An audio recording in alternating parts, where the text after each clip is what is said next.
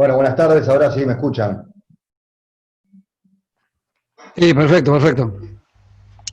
Bien, bueno, vamos a dar por comenzado entonces el conversatorio. Es lo que tiene el Zoom en vivo. Como se decía de la televisión en vivo, hay que decirlo ahora del Zoom también. Algún problemita acá, pero ya estamos y con muchísima gente acá, ya tenemos más de 150 personas participando, así que desde ya les agradezco muchísimo a todos los que están por ahí, gente de intendencias, de municipios, de distintas dependencias, organizaciones y gente que se interesó en esta convocatoria por justamente los dos expositores que van a estar hoy en el panel y por la posibilidad de, a través de estas nuevas formas de comunicación, poder hacerles preguntas, que esto sea mucho más interactivo que lo que antes podía ser una larga exposición, sino que acá se van a poder llevar muchas herramientas concretas probablemente y mucho más a partir de lo que sea la interacción con ellos que lo que ellos mismos presenten, que va a ser un panorama más general de lo que está pasando en el mundo, de lo que está pasando en Uruguay, obviamente con una bajada en lo que son efectivamente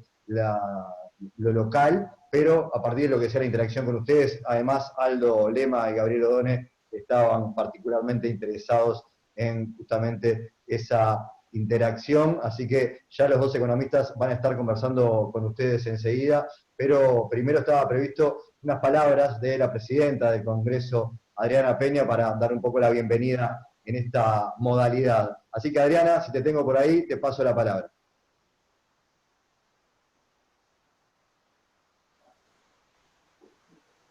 Bueno, no la tenemos por ahora a la intendenta de La Valleja. Bueno, después, en todo caso, ese mensaje puede estar presente, pero vamos a recibir a los invitados en esta tarde, a nuestros dos panelistas, a Aldo Lema y a Gabriel Odone. Aldo, en primer lugar, buenas tardes, ¿cómo te va?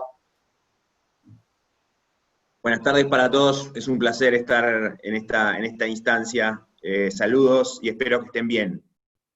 Nos ahorramos un poco las presentaciones porque obviamente la convocatoria en este estilo tiene justamente ese atractivo de que la gente que está acá es porque sabe quiénes son Aldo y quiénes son Gabriel, pero Aldo, economista de Viction Constructores, que trabaja en el Consejo Fiscal de Chile, y Gabriel Odone, socio de CPA Ferrer, del otro lado hoy también. Gabriel, ¿cómo andás? Buenas tardes. ¿Qué tal? ¿Cómo andás, Juan Andrés? Muchas gracias por la invitación. Por favor. Bueno, y vamos a empezar entonces con lo que serán sus presentaciones. Van a ser unos 15 minutos cada uno que estará haciendo, como les decía, una primera introducción y queremos que lo más rico de esto esté luego en el intercambio que podamos ir haciendo con ustedes. Así que, en primer lugar, le doy la palabra a Aldo, que era lo que habíamos convenido. Aldo, adelante. Bueno, también el agradecimiento al Congreso de Intendentes, a la Unión Europea por impulsar esta instancia. Para mí es un placer, yo soy del interior, y suelo decir, digamos, que uno tiene que globalizarse sin perder la identidad jamás. Así que mi identidad está en el interior, en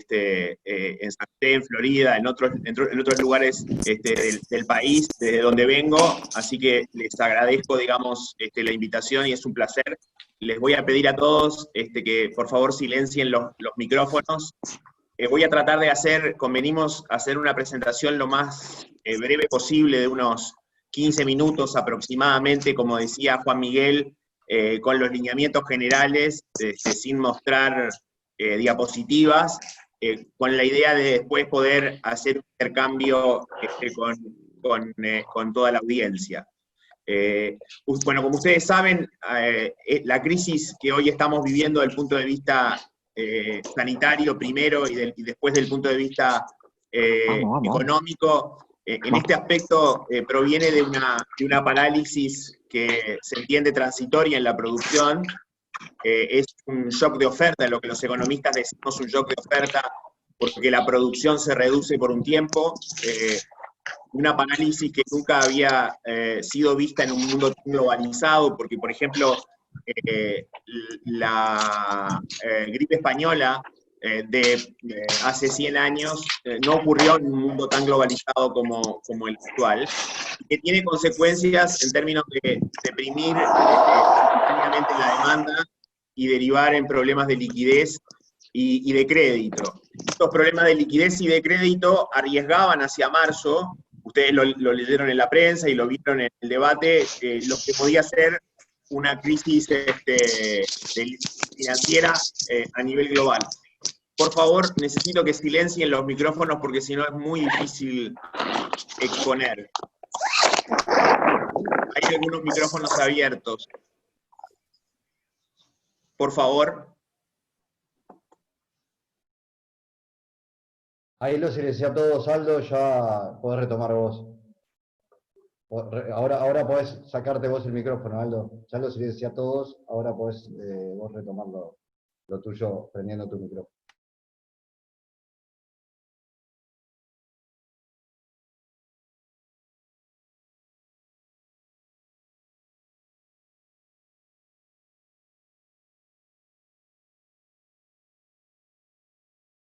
El que está sin micrófono ahora es Aldo. Me parece que, claro. Quedé silenciado yo también. Ahora está Aldo, ahora ya estás hablando de vuelta. Ya se solucionó. Ahora están todos silenciados y me silencio yo también y quedás hablando solo. Bueno, básicamente voy a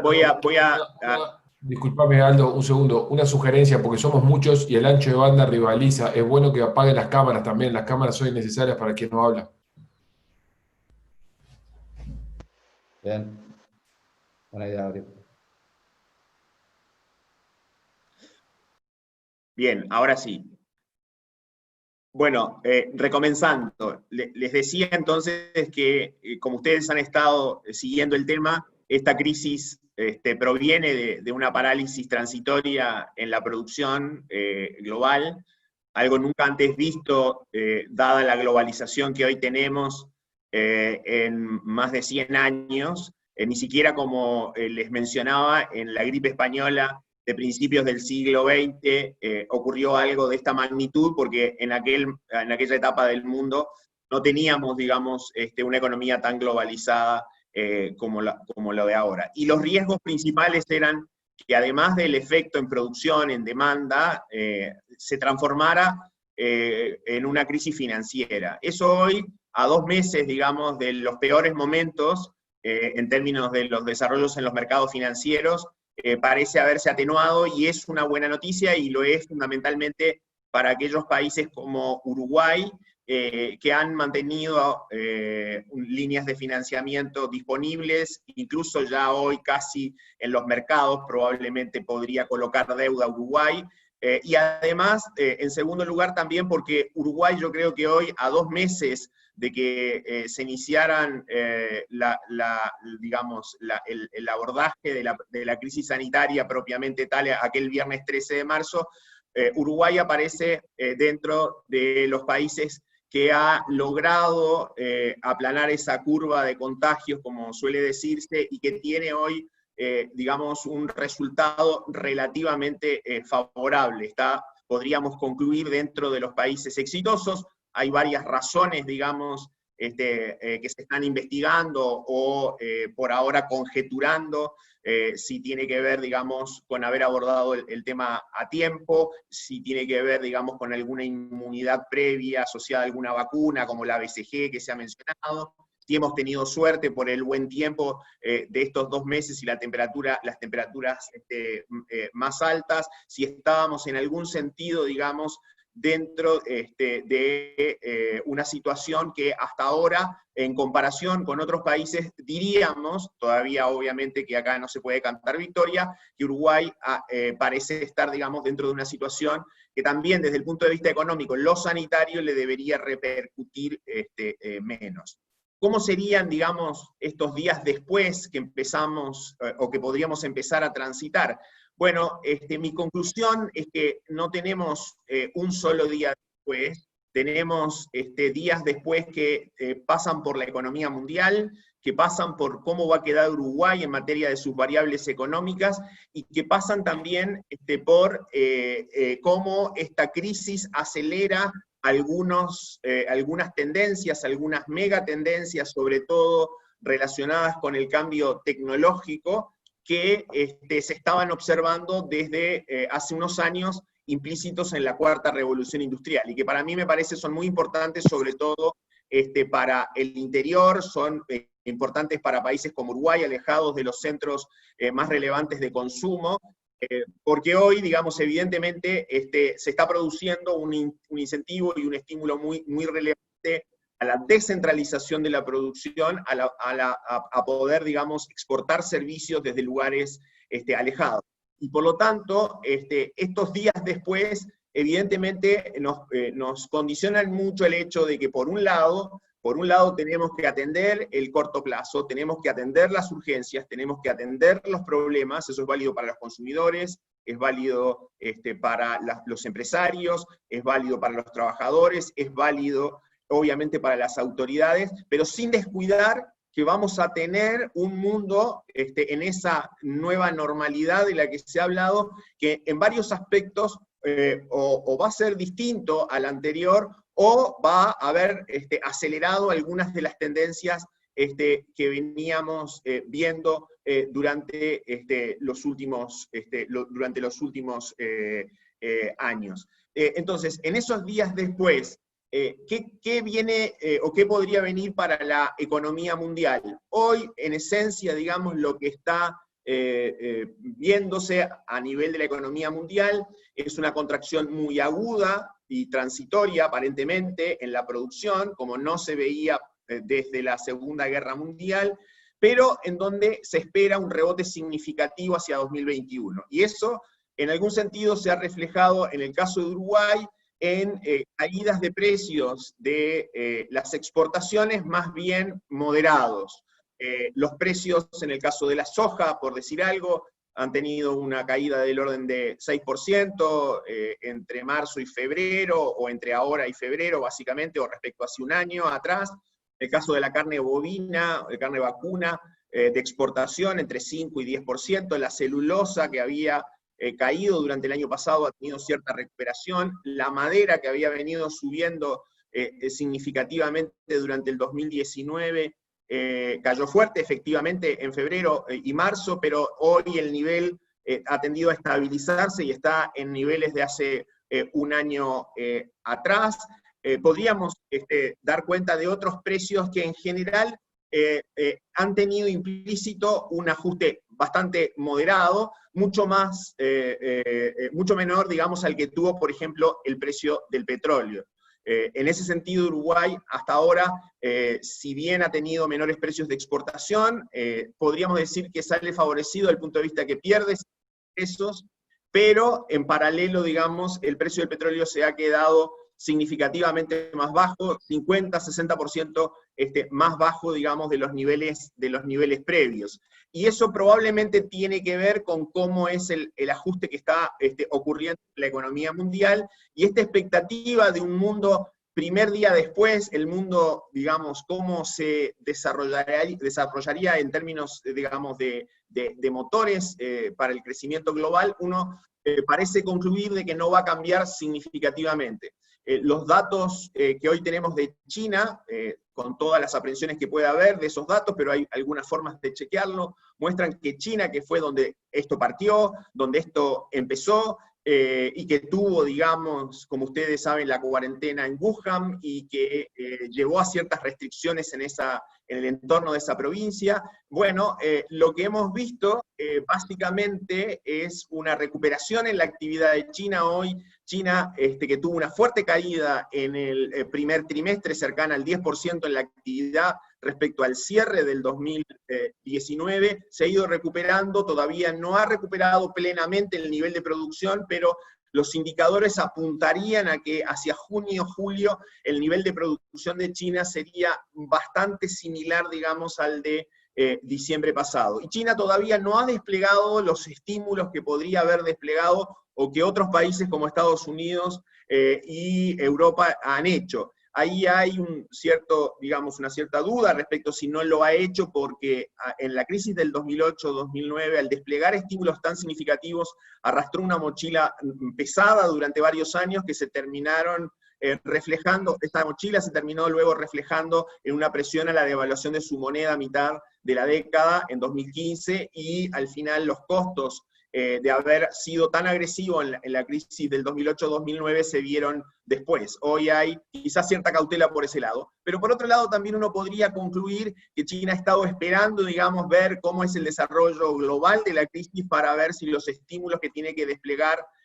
son realmente significativos o eventualmente se va a ir manejando con dosis un poco menores a las que usó, como decía, en la crisis del 2008-2009. Pero uno podría concluir que el rol de China, tan importante para Uruguay hoy en la economía mundial, no parece que vaya a cambiar, quizás hasta se puede acentuar en ciertos aspectos. Y que después de un crecimiento muy, muy pobre este año, del orden del 1%, que para China es una recesión, evidentemente, lo que se estima es una recuperación el año que viene, quizás a cifras por encima de las que había venido creciendo, transitoriamente, eso sí, como una especie de rebote, digamos, de lo que dejó de producir durante este año. Y quizás el año que viene, cifras del orden del 9% de crecimiento para China no deberían sorprendernos. O sea, ese panorama, desde el punto de vista de China, uno de los motores de la economía mundial, parece que debería mantenerse en el día después para la economía mundial. Y algo parecido también pasa con Estados Unidos, ya sea porque Estados Unidos, muchas de sus empresas que hoy, en este cambio tecnológico acelerado, se han desarrollado en ese país, muchas de las empresas ganadoras, quizás con todo lo que ha estado ocurriendo, vienen de Estados Unidos, tienen que ver con la tecnología, con la innovación, etc. Bueno, tanto por ese factor, en el caso de Estados Unidos, o tanto porque ha podido, como en el 2008-2009, desplegar sus políticas expansivas a plenitud, Estados Unidos probablemente va a seguir siendo el otro motor en la recuperación. Y ahí tendríamos entonces una economía mundial que en esencia no va a cambiar mucho desde ese punto de vista,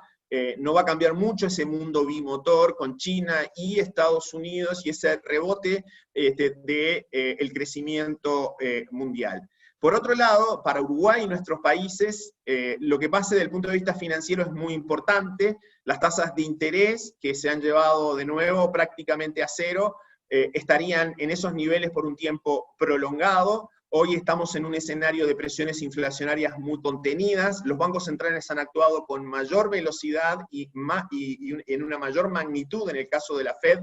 de lo que se hizo en el 2008-2009, entonces ahí tenemos una luz también al final del túnel, en el sentido de que nos favorece a países como Uruguay y otros países emergentes, el hecho de que este escenario sea con tasas bajas y tasas bajas por un tiempo prolongado.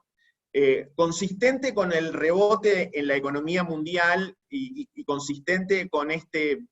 liderazgo de China y acompañado por Estados Unidos, solemos ver a las salidas de estas crisis digamos, escenarios de dólar más bien estable o débil globalmente, que es parte de lo que hemos sufrido desde el 2012-2013, los países emergentes han sufrido porque el dólar se ha apreciado, se ha fortalecido a nivel global, y los flujos de capitales han salido de nuestros países y se han dirigido fundamentalmente a Estados Unidos y a otros países, digamos, en donde sus monedas han sufrido menos con ese proceso. El dólar suele ser contracíclico, tiende a debilitarse cuando se reactiva el mundo, y por lo tanto es un escenario probable que en algún sentido le ponga este piso a los precios de las materias primas. Los precios de las materias primas, el precio de la soja, la carne, la celulosa, la madera, la leche misma, etcétera, dependen de la demanda mundial, dependen del crecimiento mundial, también dependen de lo que le pase al dólar globalmente. Entonces ahí también hay una luz de esperanza, una luz al final del túnel, digamos, un poquitito más favorable, y que podría acompañarse, como ya estamos viendo, de ciertos retornos en los flujos de capitales hacia nuestros países. Por supuesto que esto no necesariamente va a ocurrir en lo inmediato, todavía dentro de ese túnel que ve luces al final, evidentemente tenemos un recorrido 2020 muy complicado desde el punto de vista de las cifras de la actividad mundial, vamos a seguir viendo malos datos, pero generalmente estos indicadores que los economistas tratamos de de ver con una perspectiva un poquitito más larga, nos muestran un panorama que, si bien no implica que se vayan a repetir desde 2021 en adelante condiciones extrarregionales, llamémosle, fuera de la región, tan favorables como la de 2003, 2007, que también fueron a la salida de varias crisis, de la crisis asiática, de la crisis brasileña, de la crisis del ataque, de la caída en las acciones tecnológicas en Estados Unidos, y después del ataque,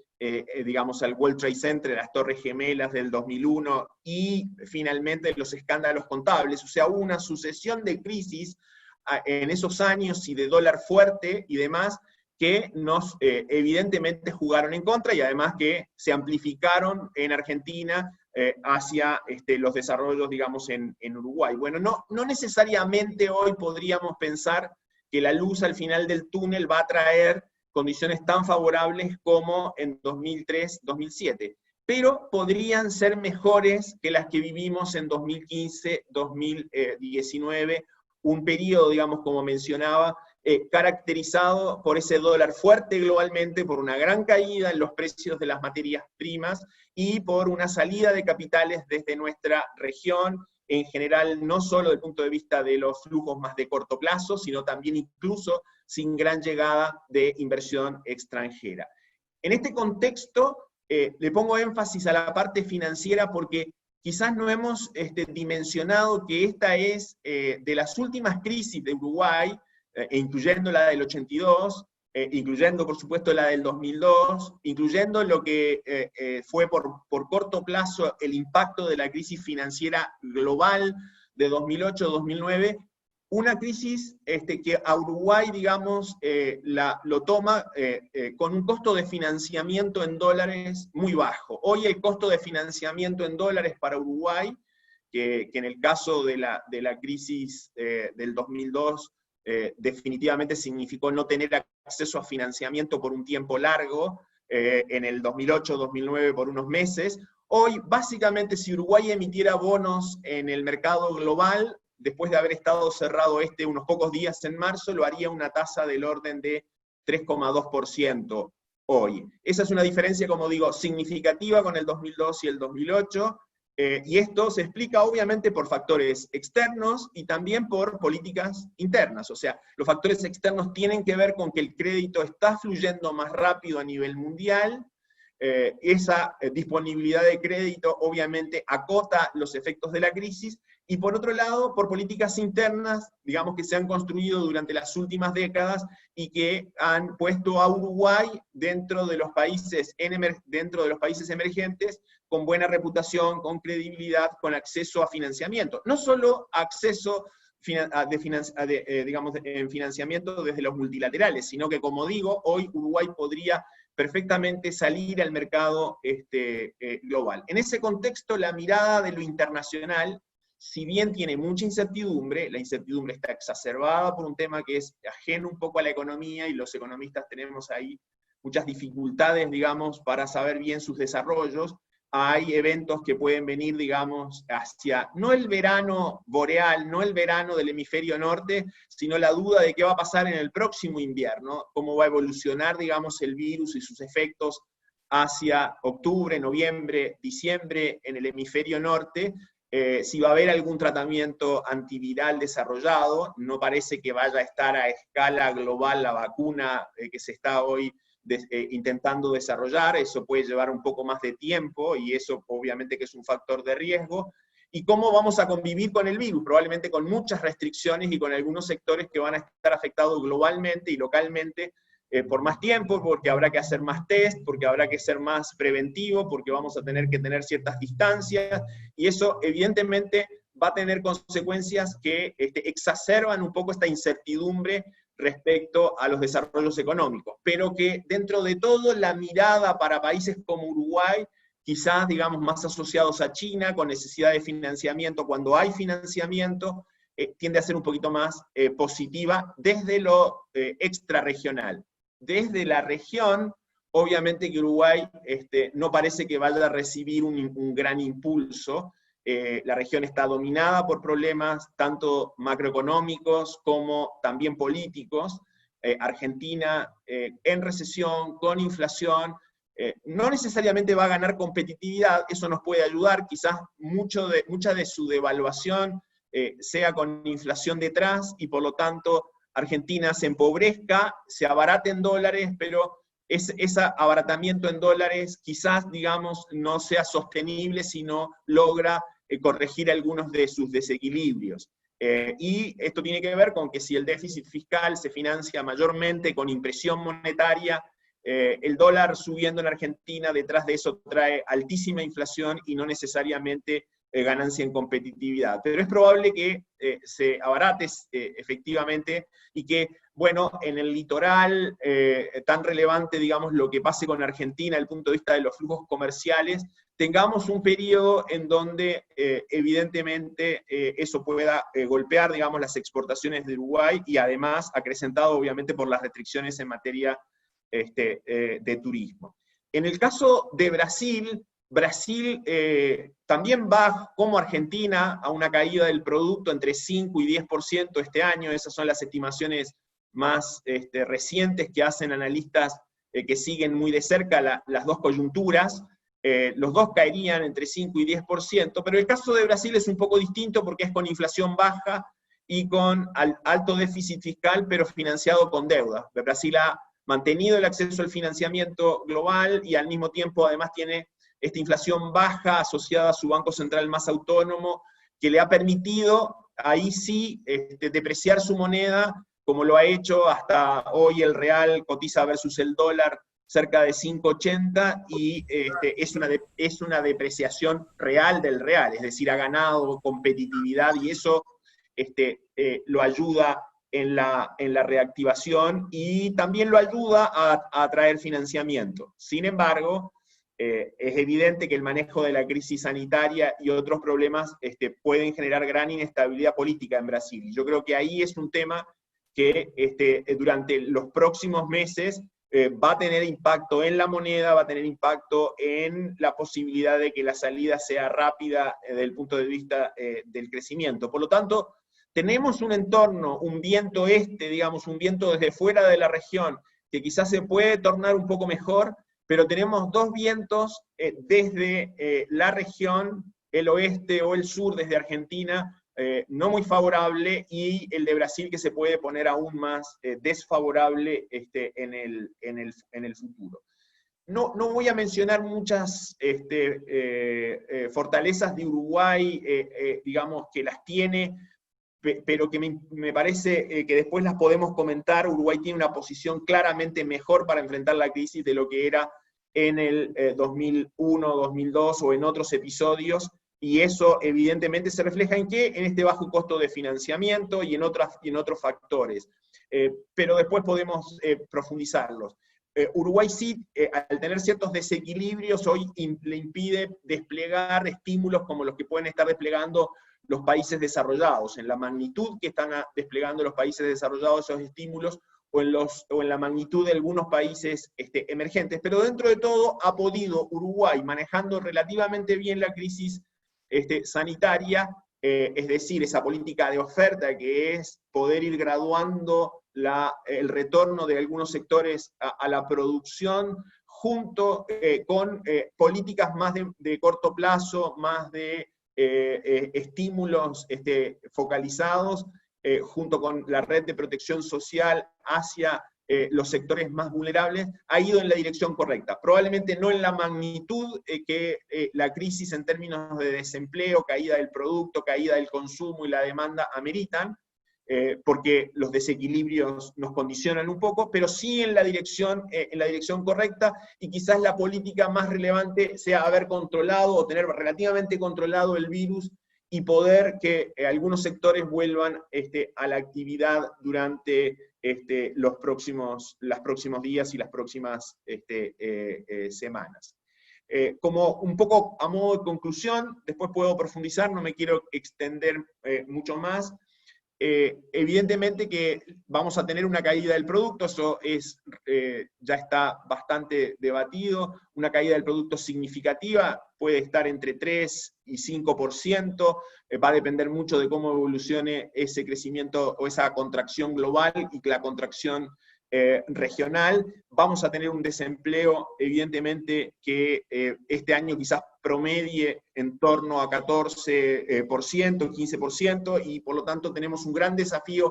desafío aún mayor en los años siguientes para retomar una senda de crecimiento alto, hacerla sostenible y que ese crecimiento, obviamente, con un manejo prudente en materia salarial, se vaya reflejando en una recuperación significativa en materia de creación de puestos de trabajo. Desde el punto de vista de la evolución de algunas variables que son muy relevantes, como el dólar, Uruguay ha recuperado cierta capacidad de competencia fuera de la región, pero la ha perdido con Argentina y con Brasil. Ahora, en este contexto de menor intercambio de bienes y de servicios fundamentalmente, eso quizás pueda ser un poquito menos relevante, pero para la salida inevitablemente Uruguay va a requerir de un tipo de cambio real más competitivo, y en ese sentido un programa más de largo plazo en materia de institucionalidad fiscal, monetaria, y también incluso desde el punto de vista de otras medidas que promuevan la competitividad, va a ser o es inexorable. La forma, digamos, de salir de un periodo crítico como más allá de que tenga causas distintas a las que en el pasado nos han golpeado en otras crisis, es similar. Es decir, hay sectores, los exportadores, agroexportadores, que incluso además del punto de vista del efecto hoy, por el virus, no por la sequía, donde sí están muy golpeados, pudieron seguir en actividad, y evidentemente, digamos, impulsados por China, impulsados por Estados Unidos y por ese rebote, digamos, deberían ser locomotora en la recuperación que tenga Uruguay. En el caso de la inflación, los fundamentos hoy más bien apuntan a una moderación de la inflación. Lo que hoy estamos viendo son los últimos 12 meses. La inflación se acercó a 10,9%, recogiendo lo que ha ocurrido en los últimos 12 meses. Pero uno pensaría, digamos, de que hay factores como un dólar más estable, cierta deflación externa, desaceleración salarial, que evidentemente por el alto desempleo ya se empezó a notar desde el año pasado y va a continuar deberían llevar, digamos, a una inflación que se vaya moderando durante el próximo año. En ese sentido también el manejo de la política monetaria y el manejo del Banco Central, incluso quizás con una nueva institucionalidad, pueden ser fundamentales, digamos, para que Uruguay pueda moderar la inflación, y en la medida que modere la inflación pueda tener un tipo de cambio incluso más competitivo, una condición necesaria que quizás en el pasado no pudimos desplegar a plenitud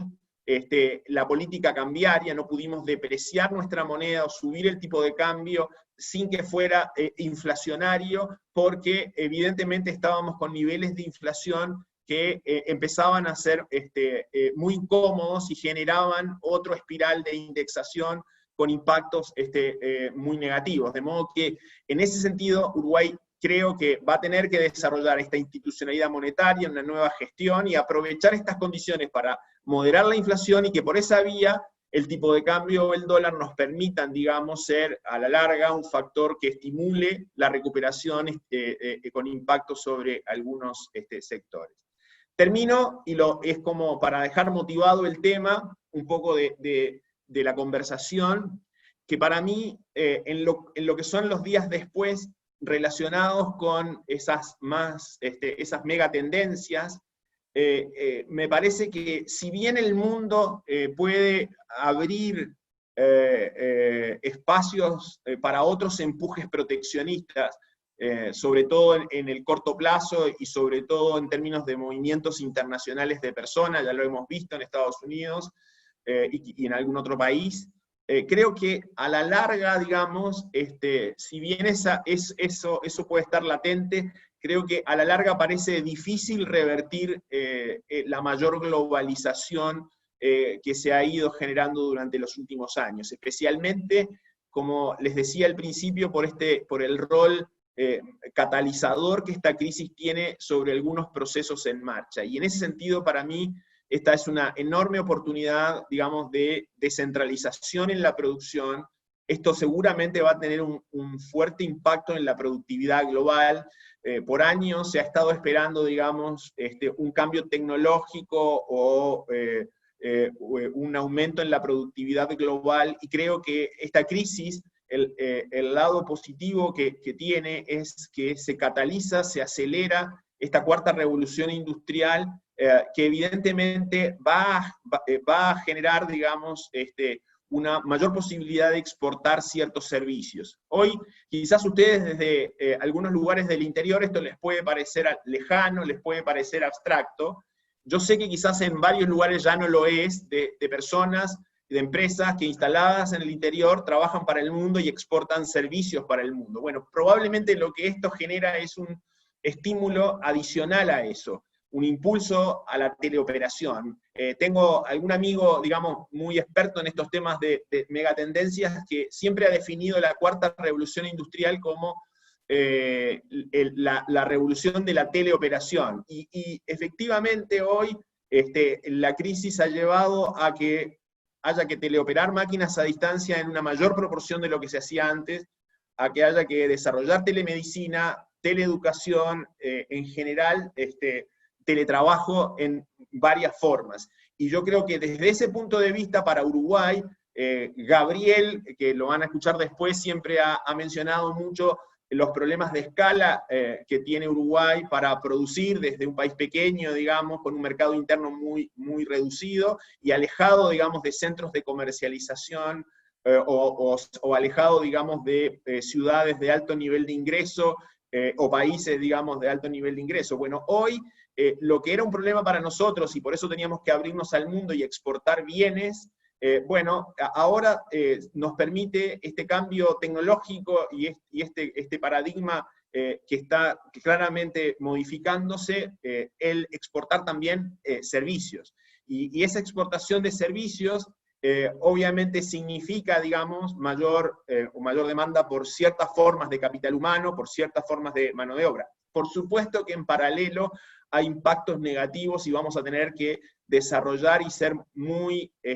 proactivos en enfrentar a aquellos segmentos de la población, aquellos segmentos en materia de mano de obra y trabajadores que van a perder puestos de trabajo que quizás no se van a recuperar. Y evidentemente que ahí hay un impacto negativo que probablemente a la larga se va a compensar con la demanda de trabajo asociada a estas exportaciones de servicios y a este cambio de paradigma. O sea, hay en algún sentido, evidentemente, digamos, una mayor demanda por ciertas formas de capital humano, por ciertos servicios de producción a nivel global, en detrimento de otras ciertas formas de capital físico, como pueden ser, bueno, se van a demandar menos oficinas quizás, se van a demandar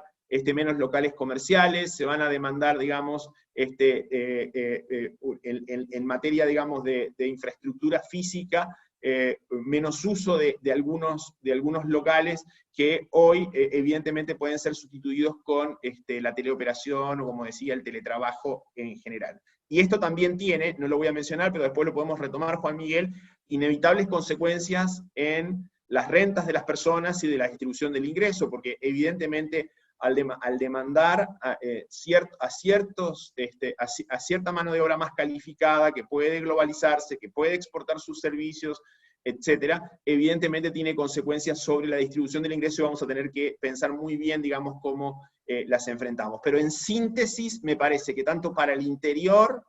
que lo acerca a Montevideo, y en definitiva se puede saltar Montevideo, digamos, y lo acerca al mundo, digamos. En ese sentido yo creo que si bien hay muchos efectos negativos en el corto plazo de la crisis, me parece que para Uruguay también puede representar a la larga una gran oportunidad. Termino por ahí, después profundizamos algunos de estos titulares que puse. Muy bien, gracias Aldo. Tenemos unos minutos para descontarte del principio porque teníamos algunos problemas de conexión y algunos ruidos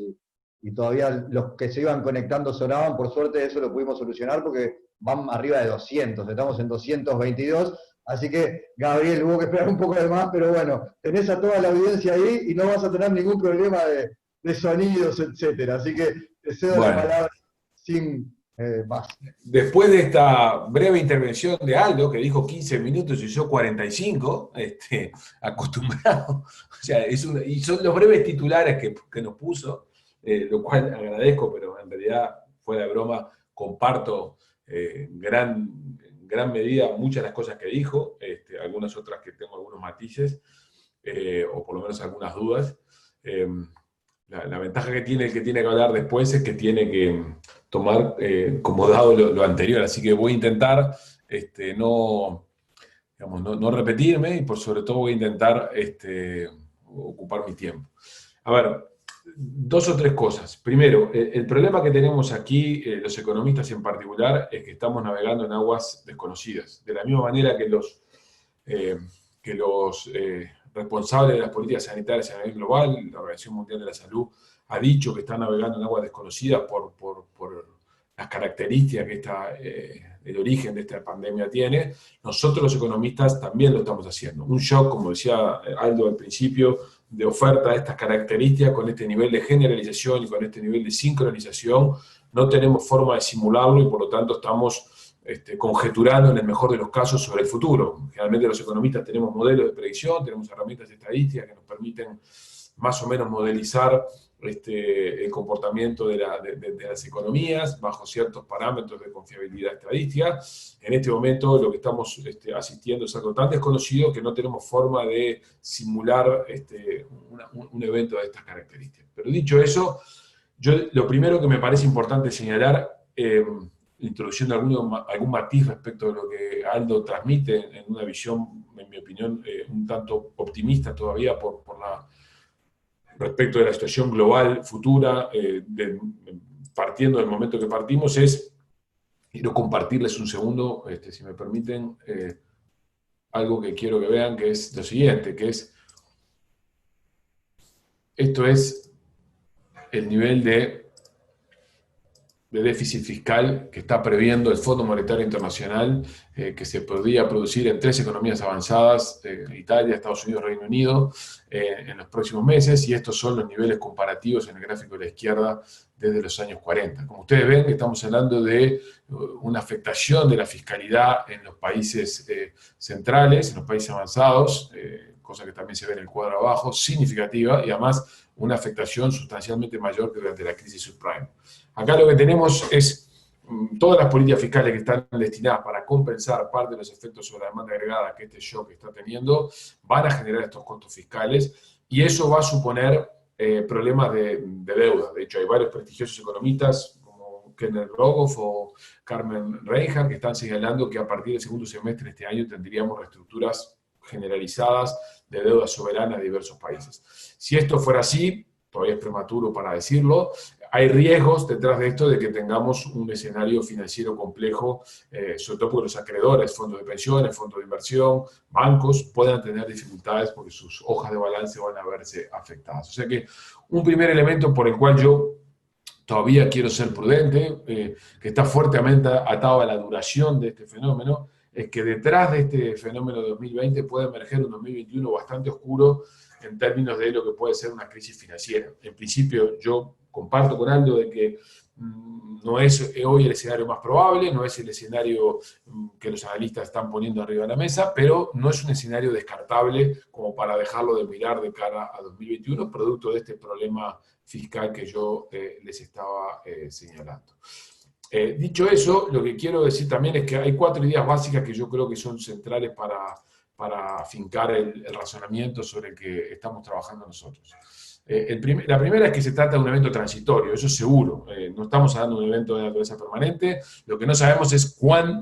a cuánto le llamamos transitoriedad, porque los drivers de esta crisis están en manos de un episodio sanitario que está totalmente fuera del mundo de los negocios, del mundo económico, y por tanto esto va a depender de a qué velocidad los países puedan resistir la gestión de su sistema de salud, a qué velocidad tengamos una vacuna o a qué velocidad tengamos tratamientos retrovirales que permitan gestionar adecuadamente esto. Como eso está fuera del dominio, por supuesto, de los economistas, pero hasta donde entendemos de los expertos en la materia, tenemos una gran duda respecto de la duración de este fenómeno. Pero que se trata de un fenómeno transitorio, eso es así. Si China y sus cifras son creíbles, es una ilustración de hacia dónde vamos y cuánto dura el fenómeno. El fenómeno no dura menos de 4 meses. China todavía está en terreno negativo en sus indicadores de alta frecuencia de producción, apenas recuperándose, mejorando los niveles de marzo, pero todavía en terrenos negativos. Y por lo tanto, la idea que tenemos que tener todos en la cabeza es que estas medidas de distanciamiento social por lo menos van a durar entre 4 y 6 meses. Y mientras más libertades haya en los países, mientras menos disciplina haya en los países y mientras más liberales sean los regímenes de gobierno, como son afortunadamente los nuestros, más probabilidad hay de que la duración del fenómeno sea un poco mayor, porque la forma en la que se manejó, por ejemplo, la crisis en Wuhan, es muy difícil de manejar en otros lugares del mundo occidental. Por lo tanto, lo que quiero decir con esto, que además de una mirada relativamente más negativa o con dudas respecto de la situación financiera global a posteriori, también creo que la duración en ningún caso puede ser menor a 6 meses en ninguna economía, y por lo tanto lo que creo que, ahora lo voy a decir para Uruguay, vamos a estar entrando y saliendo de esta situación de normalidad, no normalidad de manera permanente, sobre las perillas las que habló el presidente en su momento. O sea que se trata de un fenómeno transitorio, seguro vamos a tener una recesión global este año, el fondo está previendo una contracción global superior al 3%, con 2 trimestres consecutivos de caída. En principio yo acepto, por ahora, a pesar de lo que dije de la situación fiscal, que no vamos a tener una crisis financiera. Y afortunadamente la recuperación es muy probable que tenga lugar desde Asia, lo cual es una buena noticia para un país como Uruguay, porque China va a ser el que probablemente lidere la recuperación, y China es nuestro principal socio comercial y además un fuerte demandante de alimentos. Es una buena noticia para el conjunto de la región. No les voy a contar porque comparto plenamente las cosas que dijo Aldo respecto a Uruguay, en sentido de cómo se ha materializado el shock en Uruguay. Nosotros estamos previendo una contracción del PIB de 3,7% para este año, un desempleo que probablemente supere el 15% de la población económicamente activa, una inflación que va a permanecer alta hasta junio por lo menos, alta quiero decir subiendo todavía un poco más del nivel actual, probablemente arañando el 11% o el 11,5%, luego moderándose en el segundo semestre, pero permaneciendo en las 2 cifras. Un año en el que vamos a tener caída de salario real, muy probablemente, entre 2,5% y 3% por lo menos. Un año en el cual la situación fiscal se va a deteriorar. Nuestra visión es que el déficit fiscal va a llegar en torno al 8,2%. Un año en el que vamos a tener una depreciación real de la moneda del en torno al 20%, lo cual es una buena noticia para el sector exportador y para el sector transable de la economía. En el sentido de que la rentabilidad relativa del negocio va a mejorar, superando algunos de los problemas de competitividad que por largo tiempo estuvimos asistiendo, pero con una sola duda que tenemos acá sobre su efecto global de la economía, que Aldo lo mencionó, pero yo lo quiero reafirmar, que es que algunos de las formas en las que esta mejora competitiva se pueden dar, o se pueden materializar, que es precisamente concretando negocios, todavía durante este segundo semestre del año 2020 pueden estar ralentizadas porque los mercados de destino o porque las cadenas globales están relativamente obturadas, y eso puede hacer que, a pesar de que mejoraste la rentabilidad en el sector transable, que es tu motor de largo plazo, todavía puedas tener dificultades para que esa mejora se pueda materializar. Y contrario a eso, una depreciación de la moneda como la que ya tuvo y la que va a seguir teniendo a lo largo del año va a afectar las expectativas de los agentes en términos de consumo, y eso va rápidamente a tener un efecto sobre el consumo global, que va a ser un año, el consumo global en Uruguay, que va a ser un año en el cual vamos a tener una contracción. Afortunadamente el gobierno uruguayo, en mi opinión, reaccionó de manera muy rápida y con mucho pragmatismo, a pesar de que todavía faltan muchas medidas por ver y falta todavía mucha potencia por desplegar para mí en materia fiscal para poder compensar a sectores de actividad y actividades en dificultades, y en particular a la población vulnerable, pero el gobierno, que ganó las elecciones con un mandato claro de hacer una consolidación fiscal y de atacar rápidamente el desvío fiscal que heredó de la administración anterior, afortunadamente entendió rápidamente de que durante el año 2020 esta situación era difícilmente manejable y que todo el programa de mejora fiscal tiene que trasladarse en 2021 en adelante, y por lo tanto lo que está haciendo es gestionar la crisis volcando los recursos necesarios para atacar las dificultades en el sector salud, para atacar a la población vulnerable, para transferir recursos a los sectores en dificultades, de manera tal de evitar que, como la ministra de Economía señaló, los motores de la economía se apaguen, digamos. Básicamente mantener el tejido empresarial vivo, mantener el empleo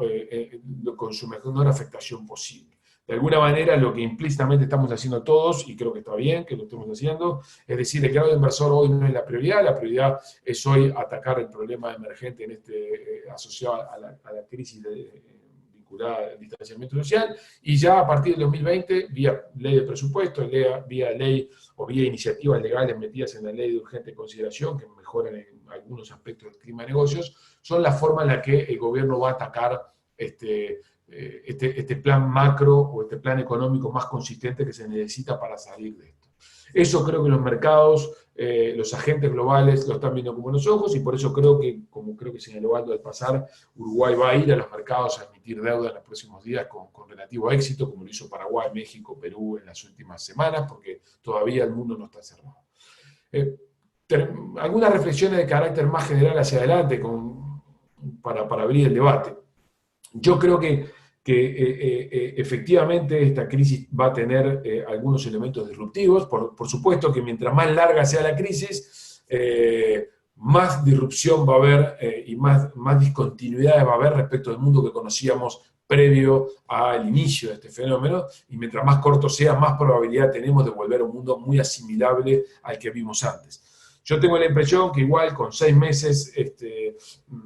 4 a 6 meses de medida de confinamiento en muchos lugares del mundo, y con afectación de sectores muy relevantes como son los espectáculos masivos, los viajes, el turismo, la restauración, la vuelta a la normalidad va a ser una vuelta distinta. Los espectáculos, digamos, lo que nos acostumbramos a ver con masividad de espectáculos, o viajes sin restricciones de distancia, o el turismo de largo alcance, va a estar totalmente cambiado hasta tanto no tengamos algunas medidas sanitarias que nos permitan garantizarnos que los contagios son menores, o que la gestión de la enfermedad es más eficaz de lo que está haciendo hasta este momento. Por lo tanto, creo que sectores vinculados a estos que mencioné, viaje, turismo en general, restauración, espectáculos, van a estar fuertemente afectados y con un cambio del peso relativo relevante. Como oportunidades, como toda crisis genera oportunidades, por supuesto que va a haber sectores ganadores. Claramente las telecomunicaciones son unas. Esto que estamos asistiendo en este momento es fantástico. Uruguay es un ejemplo de buena conectividad, de inversiones realizadas durante los últimos años que permiten hoy en día tener una fluidez de comunicación muy acelerada, y creo que ese sector a nivel global va a tener alta probabilidad de consolidarse. Lo mismo creo que con la salud y todo lo que lo rodea, todos los que son proveedores del sistema sanitario, tanto en términos de bienes como en suministros, como en servicios, y por supuesto los laboratorios y el propio sistema de salud va a ser un gran ganador. Las sociedades van a volcar más recursos sobre los sistemas sanitarios y a todo lo que lo rodea.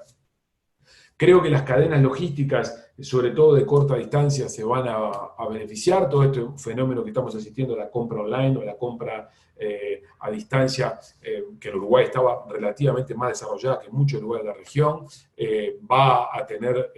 efectivamente oportunidades de volverse más sofisticada y más personalizada, y creo que acá hay oportunidades de todo tipo para organizar actividades de estas características. Creo que además el sistema financiero tiene oportunidades para el fintech muy atractivas, esto es, para prestar servicios de tipo financiero no presenciales, donde también Uruguay desarrolló algunas habilidades en los últimos años, fuera del sistema bancario tradicional. Y en general creo que los alimentos, los países productores de alimentos, van a tener oportunidades como para poder seguir digamos, teniendo mercados relativamente abiertos, sobre todo si son alimentos de calidad, con capacidad de ser trazables, con capacidad de identificar sus orígenes, porque la demanda por proteínas va a persistir, y sobre todo en países como China, una vez que esta situación quede atrás. Creo que vamos a esta nueva normalidad, y acá hay una de las preguntas que al pasar Aldo mencionó. Él tiene una mirada donde no tiene dudas, o por lo que al menos yo entendí, sobre que la globalización no va a recibir ningún tipo de afectación. Yo tengo aquí algunas dudas, y ahí otra vez depende de la duración de este fenómeno. Creo que sí, que el fenómeno global o de la globalización es irreversible, pero esta condición que aprendimos a ver en los últimos 20 o 30 años de que libre circulación de bienes, libre circulación de personas y libre circulación de capitales eran como algo así como la Biblia del sistema de economía de mercado, creo que va a tener bastantes miradas críticas, digamos, o por lo menos creo que hay un conjunto de economistas o de pensadores globales que van a tener más influencia y que eran bastante críticos de este mundo que vimos hasta ahora, de lo que lo venía siendo. Por favor, ¿pueden silenciar el micrófono, que lo tenga abierto? Por lo tanto, creo que aquí hay un capítulo bien interesante. Creo que este fenómeno, por cómo yo me lo estoy imaginando, va a suponer un acortamiento de la distancia entre China y Estados Unidos, y por lo tanto la idea de un capitalismo corporativo, de un capitalismo sin dueños, como es el que el propio Financial Times hace unos meses caracterizó al capitalismo que hemos visto en los últimos años, va a ceder espacio hacia un capitalismo probablemente más parecido al que conocimos en la inmediata posguerra, no necesariamente porque sea un estilo de capitalismo chino, sino más bien porque el Estado va a jugar un rol más relevante o más presencial en varios aspectos, tanto en materia de regulación como en materia de producción e intervención en ciertas esferas de la actividad económica. Creo que vamos a ir a un mundo que se va a parecer en algún sentido, en el mejor de los casos, al que vimos en la salida de la guerra, más que al mundo que conocimos a partir de los 80s. Por supuesto, no con cambios dramáticos, no con alteraciones sustanciales, pero sí un mundo donde se va a revalorizar algunos aspectos. Y eso va a suponer la consolidación de China como una potencia desafiante, y eso va a suponer también cambios asociados a los hábitos de las personas, a cómo nos vamos a organizar para trabajar, a cómo nos vamos a organizar para relacionarnos. Creo en ese sentido que el fenómeno del teletrabajo, y por eso creo que las telecomunicaciones son cruciales, van a consolidarse. ¿Dónde están las oportunidades para Uruguay? Esencialmente porque la recuperación va a venir por China, que es nuestro principal socio comercial, y tanto la celulosa, como la soja, como otros rubros como la carne, van a tener un estímulo, y por lo tanto si logramos rápidamente subirnos a las cadenas logísticas globales y estar a la altura de llegar a conectarnos con ellas, creo que vamos a tener una oportunidad de despegar. Creo que por otro lado tenemos una gran oportunidad de turismo de cercanía. Uruguay está bien preparado para despegar turismo de cercanía. Tenemos en la región, por más que la situación argentina y brasileña, como contó Aldo, hoy es frágil, tenemos en la región un porcentaje importante de población con capacidad adquisitiva relevante, y por lo tanto creo que en la medida que esa clase media, media alta, tenga dificultades para viajar a larga distancia o tenga restricciones autoimpuestas por incertidumbre sanitaria, van a preferir destinos de cercanía, y ahí Uruguay tiene un buen menú para potenciar y para ofrecer el turismo hacia argentinos, el turismo de automóviles, el turismo de no necesariamente un traslado en avión, y ahí creo que hay oportunidades para el interior de Uruguay. Creo que las otras cosas que Uruguay tiene son una base de fortaleza logística relativamente razonable que desarrolló durante el periodo del auge de commodities, que tiene buenas condiciones para consolidar. Si Uruguay logra con esta siesta que Brasil y Argentina van a estar realizando en estos próximos años por sus restricciones macro y financieras, Uruguay tiene la chance de potenciar su infraestructura logística de manera tal de convertirse en una puerta de salida de la región para la producción agropecuaria, y ahí creo que tanto nuestro sistema portuario como nuestro sistema de conectividad interno tiene que ser fortalecido, y ahí se requieren inversión en infraestructura que creo que estamos en condiciones de hacer, y ese va a ser otro sector u otro ámbito de la actividad desplegada en el territorio que va a poder tener su cierto auge. También creo que Uruguay, que sobre todo si esta situación de manejo de la crisis sanitaria evoluciona como hasta ahora, cosa que todavía tengo mis dudas, porque la circulación de virus estacionales y la llegada del invierno todavía no nos tensionó al máximo, pero supongamos que lográramos gestionarlo de manera relativamente razonable, a pesar de lo que dice Japón hoy, que dirigió a Uruguay como uno de los países a los que no recomienda visitar como consecuencia de la situación sanitaria. Recomienda que no hacerlo en México, Honduras y Uruguay, además de otra lista que ya tenía. Me llamó la atención ese dato. Creo que igual, si salimos de una buena gestión en este momento, de la gestión de esta crisis, creo que vamos a tener una revalorización de nuestro sistema de protección social desarrollado. Yo creo que si hay algo que tenemos que aprender es que tenemos un Estado que sí, yo reconozco, soy el primero en ponerlo sobre la mesa, a veces demasiado grande, demasiado pesado, con una carga sobre el sector transal de la economía innecesaria y que por lo tanto tiene que ser objeto de reformas y de ahorros significativos. Creo que la lección que tenemos en estas primeras semanas de despliegue de la crisis es que, a diferencia de lo que ocurre en la región, tenemos una alta potencialidad, a diferencia o a la similitud de otros países que tienen otra organización que la nuestra, pero también potente, como es el caso de Chile. Tenemos un sistema de protección social potente, desarrollado, que contrasta con el de muchos otros países de la región, que nos permite actuar bajo circunstancias extremas como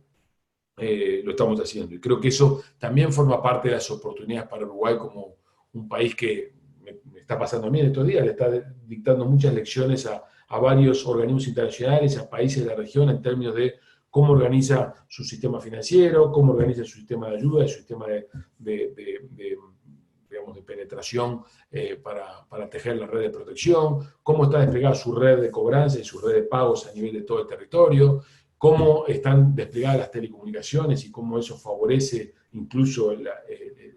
funcionamiento de la cadena de pagos en momentos en los cuales hay muchos locales que permanecen cerrados. Creo que ahí tenemos una serie de oportunidades de exportación de iniciativas. Y por supuesto, y termino con esto, tenemos riesgos. La región es un riesgo. Argentina y Brasil, si quieren después hablamos de esto, están en una situación compleja por razones diferentes, pero no nos van a ayudar en los próximos 2 años. Argentina probablemente nos complique en algo, Brasil sea tal vez un poco más neutro, aunque su situación sanitaria es bien compleja. Creo que vamos a un mundo con restricciones al financiamiento, y eso es algo que Uruguay lo va a dificultar, porque su deuda es elevada y porque su situación fiscal no es la más sólida para haber llegado a este lugar, y por lo tanto creo que este va a ser un tema que va a tener que gestionar en los próximos 2 años, porque no va a haber abundante financiamiento global como el que hubo en los últimos años para países emergentes, y por lo tanto lo que se vuelve crucial, y esto es un riesgo, se vuelve crucial hacer la consolidación fiscal o mejorar el paquete macroeconómico que Uruguay tiene, de manera tal de que tiene que hacer un ajuste fiscal relevante, aprobar una reforma previsional, mejorar su gestión de las finanzas públicas a través de una regla fiscal como la que está promoviendo, y mejorar el ambiente de la competitividad de la economía, mejorando la productividad, promoviendo reformas estructurales como las que están asociadas a la regulación de mercados, a la defensa de la competencia. Creo que son capítulos cruciales para el gobierno en los próximos años, porque de no hacer estas cosas, en un mundo con menos acceso a financiamiento, en un mundo que yo lo percibo como un poco más cerrado y menos abierto, vamos a tener dificultades para poder surfear en esa ola. No es que vayamos a ser triunfadores. Tenemos la oportunidad de que los alimentos van a estar ahí, tenemos la oportunidad porque China va a ser un comprador relevante, tenemos la amenaza de que estamos en una región inestable, tenemos que hacer reformas largamente postergadas en Uruguay por mucho tiempo para mejorar nuestra base de competitividad, lo cual supone mejorar la productividad, y son reformas duras de hacer, porque van a afectar al sector no transable, y eso tiene que cometerse en el periodo corto, digamos, porque tenemos que volvernos mucho más competitivos y mucho más eficientes para el mundo que yo visualizo que va a venir, que va a seguir siendo tan competitivo como el que hemos conocido en los últimos años, pero además con mucho más intervencionismo y con mucho más dirigismo en diversos lugares, con lo cual va a haber que tener mucha inteligencia para poderse filtrar dentro de las fronteras de los países que van a intentar restringir algunas cosas. Esos eran mis comentarios, y yo también creo que, al igual que Aldo, en la nueva normalidad me extendí mucho más del tiempo, así que estoy dispuesto ahora a comentarios, preguntas o críticas. Muy bien, Gabriel, muchas gracias. Vamos a abrir un poco el juego ahora también. Carmen Sánchez quería de repente hacer una intervención dentro de un rato. Podemos atarlo con esto que les quiero preguntar, resumiendo un poco y tratando de bajar a tierra también en lo que son las economías locales, todos estos impactos. Por lo que veo, hay 2 grandes ramas de preocupaciones. Uno que tendrá que ver con el impacto en esas propias economías,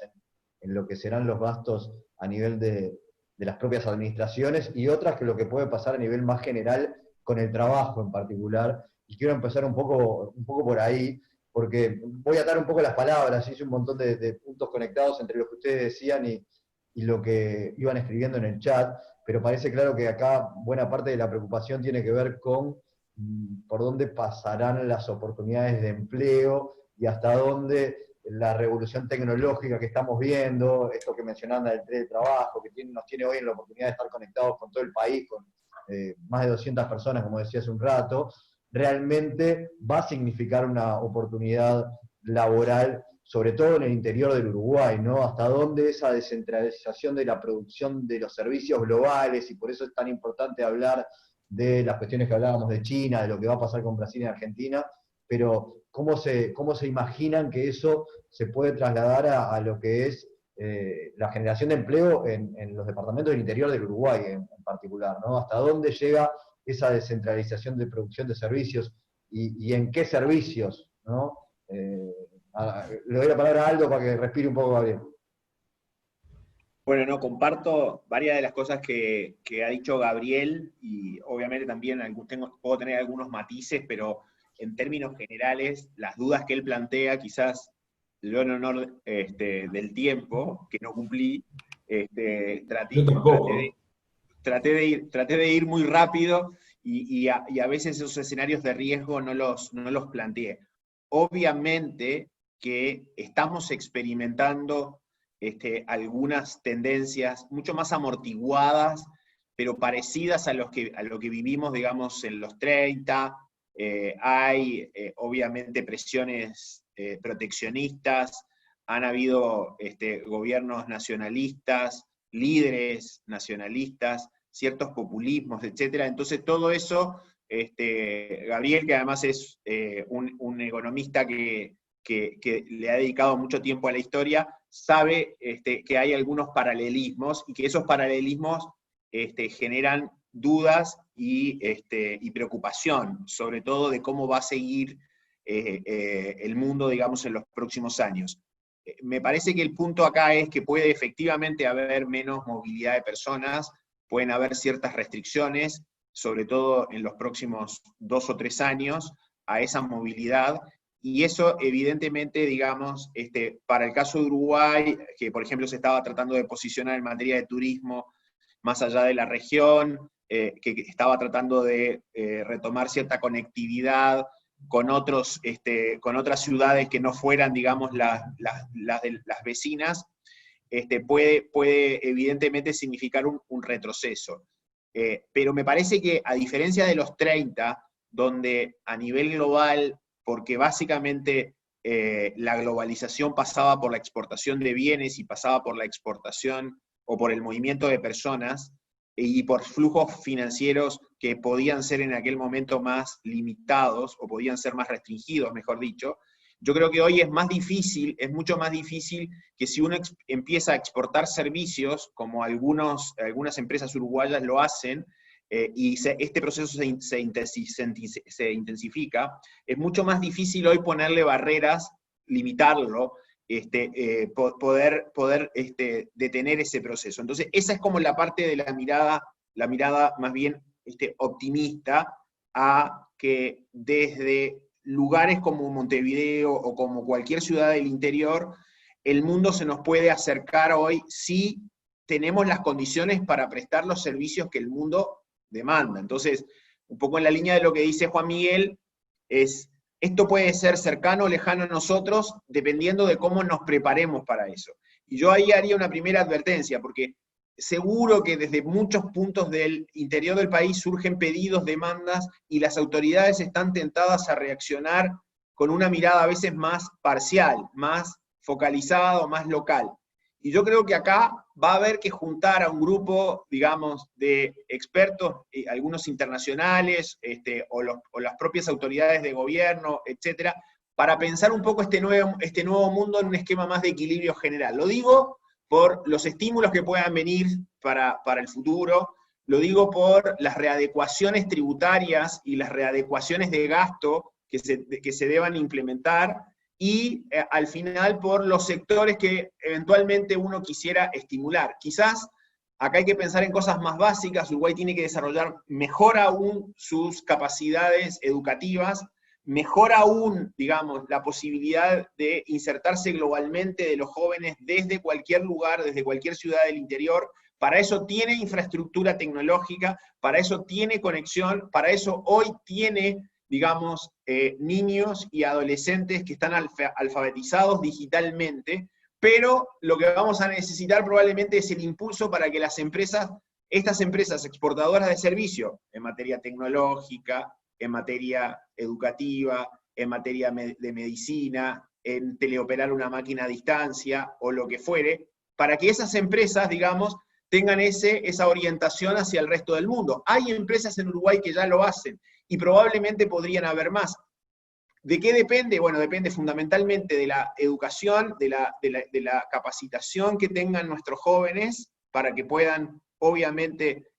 ser parte de esas empresas. Depende de tener un ecosistema emprendedor con financiamiento, que yo creo que si hay proyectos orientados al mundo con buenas rentabilidades, el financiamiento no es restricción hoy, me parece, en el mundo, ¿ah? Y depende fundamentalmente de nuestra capacidad comercial de insertarnos, o sea, necesitamos evidentemente abrir puertas, y para eso se van a necesitar en los acuerdos comerciales o en las políticas comerciales que desarrolle el gobierno un foco y una orientación también a estos temas y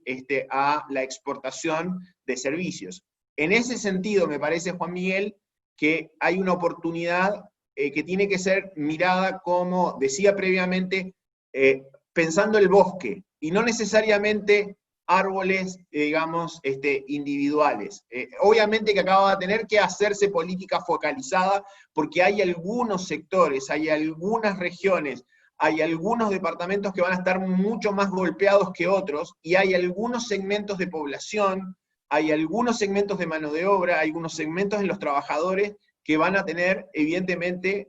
un efecto mucho mayor de la crisis, y otros van a ser beneficiados. Pero también tenemos que pensar el equilibrio general, porque si no pensamos el equilibrio general, probablemente no nos vamos a poder subir a esta gran revolución industrial que está ocurriendo, y que esta crisis, evidentemente, acelera.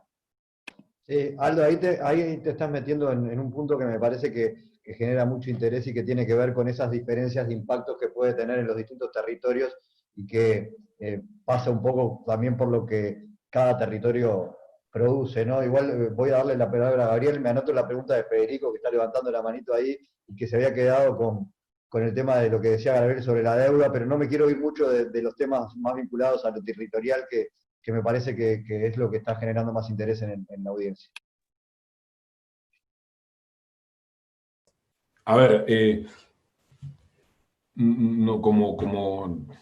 no es sencillo razonar desde la lógica, digamos, territorial, a partir del conjunto de acontecimientos que están teniendo a nivel global y a la velocidad que están teniendo lugar, ¿no? Por lo tanto, lo que quiero decir con esto, y seguramente por lo mismo que Aldo dijo recién, hay que ser muy cuidadosos con esto. Yo comparto la visión que en líneas generales Aldo tiene en relación a la oportunidad para los servicios, y creo que ahí Uruguay, con un buen sistema de conectividad, que tiene que seguir siendo mejorado, tiene un punto de partida atractivo, pero donde tenemos que trabajar muchísimo para poder conectarnos en ese mundo de manera competitiva es en nuestro sistema educativo, digamos, en nuestra calidad de nuestro capital humano. Yo creo que ahí sí que Uruguay tiene un rezago importante que se ha acumulado en los últimos 30 años de manera significativa, con progresos casi nulos, y diría que es uno de los desafíos más importantes. Cualquiera sea el lugar del territorio donde queramos nosotros conectarnos al mundo, dado que el mercado interno uruguayo es un mercado que no tiene la escala suficiente como para poder dar sostenibilidad de empleabilidad, sostenibilidad de crecimiento, sostenibilidad de mejora de la prosperidad. Lo que requiere es ciudadanos que estén en sus puestos de trabajo, trabajando de una manera directa o indirecta para el mundo. Y eso requiere mucha calidad de capital humano, eso requiere mejorar sustancialmente nuestro sistema educativo y nuestra capacidad de conexión con el mundo. Creo que desde el punto de vista de nuestra capacidad de conexión con el mundo estamos relativamente bien, por un lado porque tenemos una buena base de soporte tecnológico y de conectividad, pero por otro lado, como lo he constatado en diversas oportunidades, y lo hemos hablado con Aldo incluso en varias conversaciones nuestras, uno tiende a encontrar que el ciudadano del interior, o por lo menos muchas personas vinculadas a la actividad económica del interior, están más conectadas con el mundo de lo que están muchos ciudadanos de Montevideo. entre otras cosas porque su centro de referencia de producción o los mercados donde sus productos se operan son mercados globales, mucho más que lo que puede ser Montevideo, alguien que está vinculado al mercado interno. Entonces yo creo que la combinación de esas cosas, ¿no? Un buen soporte tecnológico para comunicarnos, con una mirada que muchas veces es en el interior bastante más abierta al mundo de lo que a veces uno encuentra en algunas industrias o en algunas actividades de Uruguay, sumada a la imperiosa necesidad de mejorar el perfil de nuestro capital humano, son las claves para poderse insertar desde el interior en esta nueva realidad que yo comparto con Aldo. Va a tener oportunidades para el sector servicios de manera importante. Los sectores tradicionales de la actividad alojada en el interior, que son los sectores esencialmente vinculados al uso intensivo de nuestros recursos naturales, llámese nuestra capacidad de extracción ganadera, nuestra producción láctea, nuestra producción forestal más recientemente, creo que van a seguir siendo producidos con funciones de producción que no van a alterarse sustancialmente. Podremos incrementar la productividad de la tierra, podemos hacer más intensiva la producción, pero no me imagino cambios sustanciales en la demanda de mano de obra. O sea, no me imagino enormes oportunidades laborales sustancialmente distintas en términos de cantidad, salvo momentos puntuales, como puede ser construcciones de infraestructura o plantas que se instalan en algún lugar. No me imagino un flujo de empleo relativamente permanente. Es un sector que es altamente, son sectores que están altamente conectados con el mundo, que dan un empleo de calidad, que son en muchos casos sostenibles, pero no es masivo. Y por tanto, razonando esto desde el interior, las nuevas oportunidades tienen que venir mucho más por cosas nuevas, tienen que ver mucho más con servicios o con logística vinculada al movimiento de los productos intensos en recursos naturales, a lo cual, como decía antes, la conectividad en telcos, la educación y la mirada amplia y la rápida comprensión de lo que está ocurriendo en el mundo se vuelven cruciales. Y hoy, como decía Aldo, estar ubicado en cualquier punto del interior no configura necesariamente una desventaja respecto de estar alojado en Montevideo. O sea, el acceso a la información y a todo lo que son datos hoy, si uno tiene las capacidades para ordenar esos datos y comprenderlos, están igualmente disponibles en lugares del interior, o casi igualmente disponibles que en lugares con alta densidad, como puede ser Montevideo para lo que es Uruguay. Y solamente esto, que creo que esa palabra que usé recién, creo que puede ser un tema relevante. Al mundo al que vamos, tal vez sea un mundo donde la densidad poblacional no sea necesariamente algo positivo. Lo que aprendimos desde la Edad Media y hasta nuestros días es que las ciudades se convertían en un alto lugar de prosperidad para los habitantes, entre otras cosas porque ahí había más oportunidades, más conexión, más demanda de servicios. Precisamente el fenómeno que estamos asistiendo, si fuera perdurable en el tiempo y los hábitos cambiaran radicalmente, cosa que es difícil todavía de prever, la baja densidad poblacional puede ser un atributo positivo para ciertas actividades. Y en eso Uruguay tiene una oportunidad, ¿no? No solamente la tiene a nivel global, que tiene una capital con baja población comparativamente con lo que son ciudades importantes, sino que a su vez el territorio nacional tiene una baja densidad. Por lo tanto, quiero decir con esto de que en un mundo más descentralizado como el que Aldo imagina, esa baja densidad puede llegar a ser un lugar suficientemente atractivo para que haya instalaciones de oportunidades o de actividades en algunos lugares. Por supuesto, si las vamos a buscar, las vamos a perseguir y logramos hacerlas atractivas. Muy bien, vamos a seguir avanzando en esto y sigue habiendo mucha preocupación por el empleo. Ojo con lo que dicen de Argentina, que tenemos alguno conectado de Argentina también. Ahí. No, lo digo, muchas gracias por la participación también a todos los que están allí haciendo distintas preguntas. Hay varias que tienen cuál, decía, puede ser el impacto en las finanzas locales, ¿no? Me parece que por ahí Pedro Pestegui apuntaba también, Abel Oroño, algunas preguntas que van más allá de cuál puede ser el impacto también, cuál podría ser la respuesta del gobierno central en cuanto a las partidas, ¿no? Pregunta por si podría haber partidas adicionales a liquidar en 2021 de los fondos 214, si se podrían flexibilizar los adelantos de los fondos FDI, si se podría disponer el reintegro de gastos adicionales contra el fondo coronavirus, de lo que se está ocurriendo, de lo que se están haciendo ahora, si se podría disponer que la pérdida de recaudación generada se compense contra el fondo coronavirus, si se podría postergar pagos de BPS, DGI, en fin. ¿Cuáles pueden ser las soluciones financieras para intendencias que están teniendo hoy gastos extraordinarios y que van a tener a su vez recortes en los ingresos, en particular por las partidas, pero también por su propia recaudación. Bueno, dale, Gabriel. No, acaso son muchas preguntas en una. Confieso que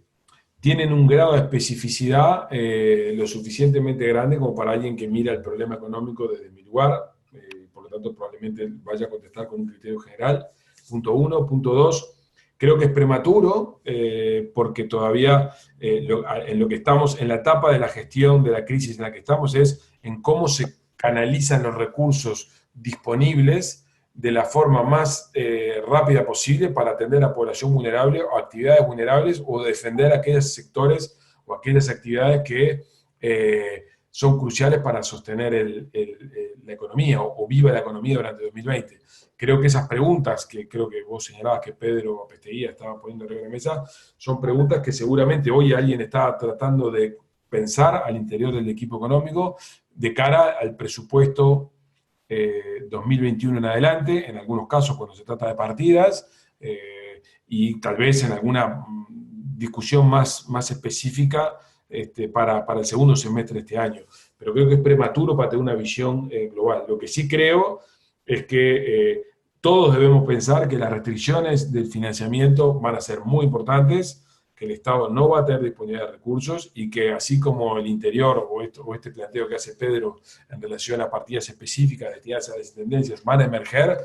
cada una de las unidades ejecutoras del Estado, el MIDES, el Ministerio de Transporte, el Ministerio del Interior, el Ministerio de Salud, tienen una bella historia que contar por la cual sus partidas o sus metas son absolutamente prioritarias. Por lo tanto, lo que creo que cada uno va a tener que agudizar mucho su imaginación de cómo fundamenta la importancia de eso, porque los recursos van a ser muy escasos para la cantidad de necesidades que se abren, entre otras cosas por la recaudación que van a tener las intendencias o los gobiernos locales. Pero creo que es prematuro para evaluar cómo el gobierno va a reaccionar. Creo que lo que no debemos perder de vista es que el gobierno recibió un mandato de la ciudadanía, porque con ese discurso ganó las elecciones, de promover una corrección fiscal importante. Y por lo tanto, la vocación de las autoridades económicas en la normalidad va a ser promover una mejora del resultado fiscal, y además atacarla por el lado del gasto, como así lo prometieron. Creo que la emergencia de esta crisis lo que va a hacer es que, aún manteniendo esa filosofía, van a decidir priorizar algunos lugares donde eso no lo van a poder hacer, y esos lugares van a ser esencialmente lugares donde haya alta vulnerabilidad social o alta, capacidad de sectores o actividades allí protegidas para potenciar el crecimiento económico. Los demás sectores van a enfrentar importantes restricciones porque no hay recursos y además porque el mandato con el que el gobierno ganó las elecciones es esencialmente ese, hacer una corrección fiscal. No ganó las elecciones para incrementar el gasto público de manera generalizada, a pesar de que la crisis lo puede llegar a demandar. Aclaro que Pedro planteaba lo que podía ser el impacto en la recaudación y era Abel Oroño el que hablaba de las partidas especiales, porque Pedro también aclaraba en el chat, yo no fui. Aldo, ¿cómo ves esta parte? ¿Cuál ves que puede ser el impacto en esas finanzas? Bueno, yo acá, de nuevo, creo que es interesante, digamos, que separar el corto plazo del largo plazo, y es otro esfuerzo en la línea de todo lo que hemos estado hablando. Yo creo que ese es el desafío mayor que decía al inicio. También en el caso de la recaudación y del manejo de las finanzas públicas municipales, llamémosle, hay un tema de corto plazo, que es evidente, caída en recaudación, aumento de gastos,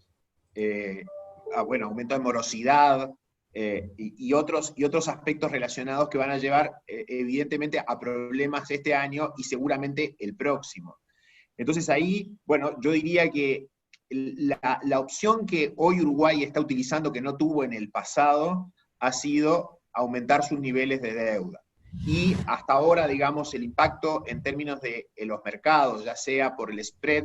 que nos están exigiendo, o ya sea por la visión de las calificadoras, hay un cierto sentido de benevolencia, llamémosle así, y en definitiva creo que descansa todo eso en el compromiso, y yo creo que eso es válido también para las finanzas municipales, en el compromiso que pasado este túnel negro, este año y quizás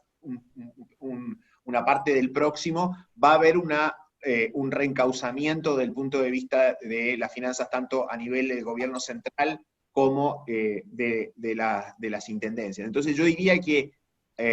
me da la sensación de que la opción de tolerar ciertos niveles de mayor endeudamiento transitorios con un compromiso firme de que en el largo plazo se va a volver, digamos, a niveles razonables, me parece que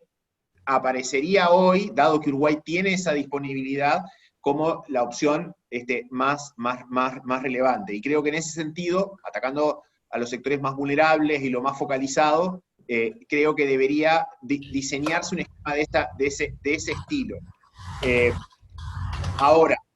creo que también hay que pensar desde una perspectiva más general cómo van a ser las readecuaciones tributarias y de gasto pasado el periodo más crítico, que yo creo que era lo que apuntaba Gabriel. A ver, evidentemente, digamos, vamos a necesitar luego pagar la cuenta, o por lo menos dar las señales de que vamos a ir reduciendo el déficit y le vamos a dar sostenibilidad a estas deudas, sean deudas, digamos, municipales o sean deudas, digamos, en el caso del gobierno central. Y yo creo que ahí la advertencia que yo haría simplemente es una advertencia de nuevo de pensar esas readecuaciones de gasto, esas readecuaciones tributarias con un criterio más de equilibrio general, no necesariamente ir a subir o bajar determinadas partidas o determinados impuestos, porque inevitablemente me parece que acá el mundo está cambiando de tal forma que eventualmente vamos a necesitar, digamos, quizás vamos a necesitar, si uno pensara, voy a poner impuestos sobre las propiedades comerciales. La verdad que quizás hoy las propiedades comerciales son las más afectadas, digamos, en esta crisis, porque se van a usar mucho menos y va a haber mucha menor inversión. Entonces, hay que tener cuidado en pensar bien todos los efectos generales que esta crisis va a generar a la larga. Eso un poco en lo cíclico, Juan Miguel. Y en el largo plazo, ¿de dónde vienen los ingresos de las intendencias? Los ingresos de la intendencia vienen fundamentalmente o de contribuciones rurales, inmobiliarias, o vienen de patentes de rodado. En el caso de las, yo diría, si fuéramos separando los planos, el precio de la tierra se ve afectado significativamente por lo que está ocurriendo. Yo diría que no, que por un lado las tasas más bajas de interés en el mundo por un tiempo largo y no necesariamente un cambio significativo en los flujos de productividad asociado a producir alimentos y en el caso de Uruguay también forestales y demás, van a cambiar significativamente. Yo derivaría, digamos, de este escenario macro que el precio de la tierra probablemente tuvo su piso en los años anteriores y probablemente se va a sostener en estos y a la larga incluso podría seguir recuperándose. Me parece que desde ese punto de vista, evidentemente puede haber morosidad, pueden haber problemas de pago en el corto plazo, pero no me parece que vaya a cambiar el valor, digamos, del activo sobre el cual se basa una parte de la recaudación. En el caso de las contribuciones inmobiliarias, evidentemente también pueden haber efectos en el corto plazo asociados a la morosidad, asociados a ciertos retrasos en pagos y eventualmente una menor actividad. Pero, mirado en perspectiva, ¿qué le pasa al sector inmobiliario? Ahí los efectos, yo creo pensar de que van a ser más bien negativos sobre la parte comercial, oficinas y demás, en lo inmediato. En el largo plazo pueden estar compensados, por ejemplo, en el interior, si hay algún desplazamiento mayor en esta descentralización de personas que se mueven desde ciudades como Montevideo hacia el interior. En los vehículos yo creo que probablemente el impacto es más bien negativo. Entonces, también tienen que pensar un poco las intendencias, que quizás haya cierto efecto de largo plazo negativo en algunos de, digamos, de las bases de recaudación de sus principales impuestos. Quizás donde menos veo un impacto significativo es en la tierra. A ver ahí. Bien, comparto lo que dice Aldo. Comparto sí. lo que dice Aldo. Bien, no. Quería darle un segundo y a ver si le puedo prender el micrófono y que ella prenda la cámara a Carmen Sánchez, presidenta de ANDE, que estaba por allí y que quería hacer alguna intervención también respecto a lo que puede ocurrir a nivel de todo el país con esto. Carmen, ¿cómo andás? ¿Qué tal? Buenas tardes para todos, un gusto Bien, estar te en... escuchamos bárbaro. Sí, yo, bueno, comparto en términos generales las exposiciones tanto de Gabriel como de Aldo. Creo que fueron muy oportunas y muy claras en sus contenidos, pero me gustaría hacer una mirada más a nivel de lo territorial y más a nivel de lo local, que seguramente muchos intendentes, alcaldes, o técnicos de los centros comerciales, oficinas de desarrollo, que algunos pueden estar acá participando, cuando se enfrentan a las consultas que les llegan todos los días, o las inquietudes que les llegan todos los días de los empresarios en el departamento, ven todavía un poco alejado una respuesta para darles, o un camino para que poder pensar junto con estos productores agropecuarios o agroindustriales o el pequeño empresario. Entonces, me interesaría abordar muy brevemente cómo aterrizamos todos estos temas que muy bien plantearon Gabriel y Aldo, cómo lo aterrizamos en la economía local y especialmente en el sector productivo más pequeño, que es el que día a día está enfrentándose muchos de los que hoy están participando en esta conferencia, porque conozco a varios de ellos. Entonces, en primer lugar, transmitir que desde el Poder Ejecutivo en general, y en nuestro caso en particular desde la Agencia Nacional de Desarrollo, el objetivo principal estuvo desde el primer momento y sigue estando en poder mantener la liquidez de las empresas, en apostar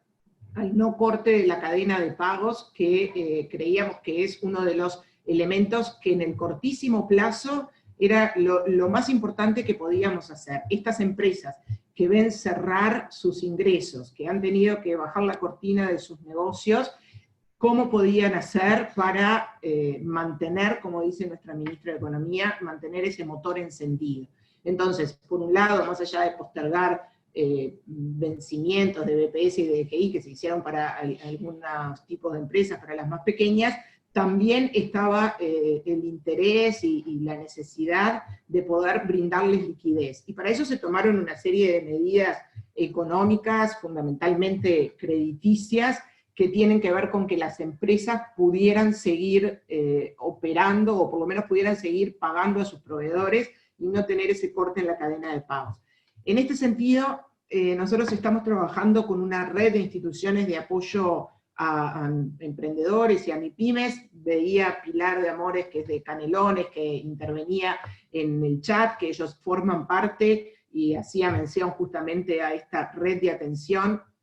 Hay unas 70 instituciones de todo el país que están nucleadas en esta red y que apuntan básicamente a dar una primera contención justamente para estas empresas, para estos productores rurales y agropecuarios, en información de las medidas. Entonces, me parece que es importante que podamos visualizarnos en cómo hacemos llegar estas medidas que a nivel de equipo económico y de Poder Ejecutivo se piensan, en cómo se las hacemos llegar a las empresas. Eso creo que es, en primer lugar, un tema que no hace a los resultados, pero sí hace a el unificar la información y a que en todo el país tengamos la misma posibilidad de acceder a las medidas. Creo que está claro que el desafío en el mediano y largo plazo es recuperar la actividad económica y fundamentalmente mantener el empleo. Y hay algunas preguntas, yo iba leyendo en el chat, que tienen que ver justamente con esto, con el teletrabajo. No todos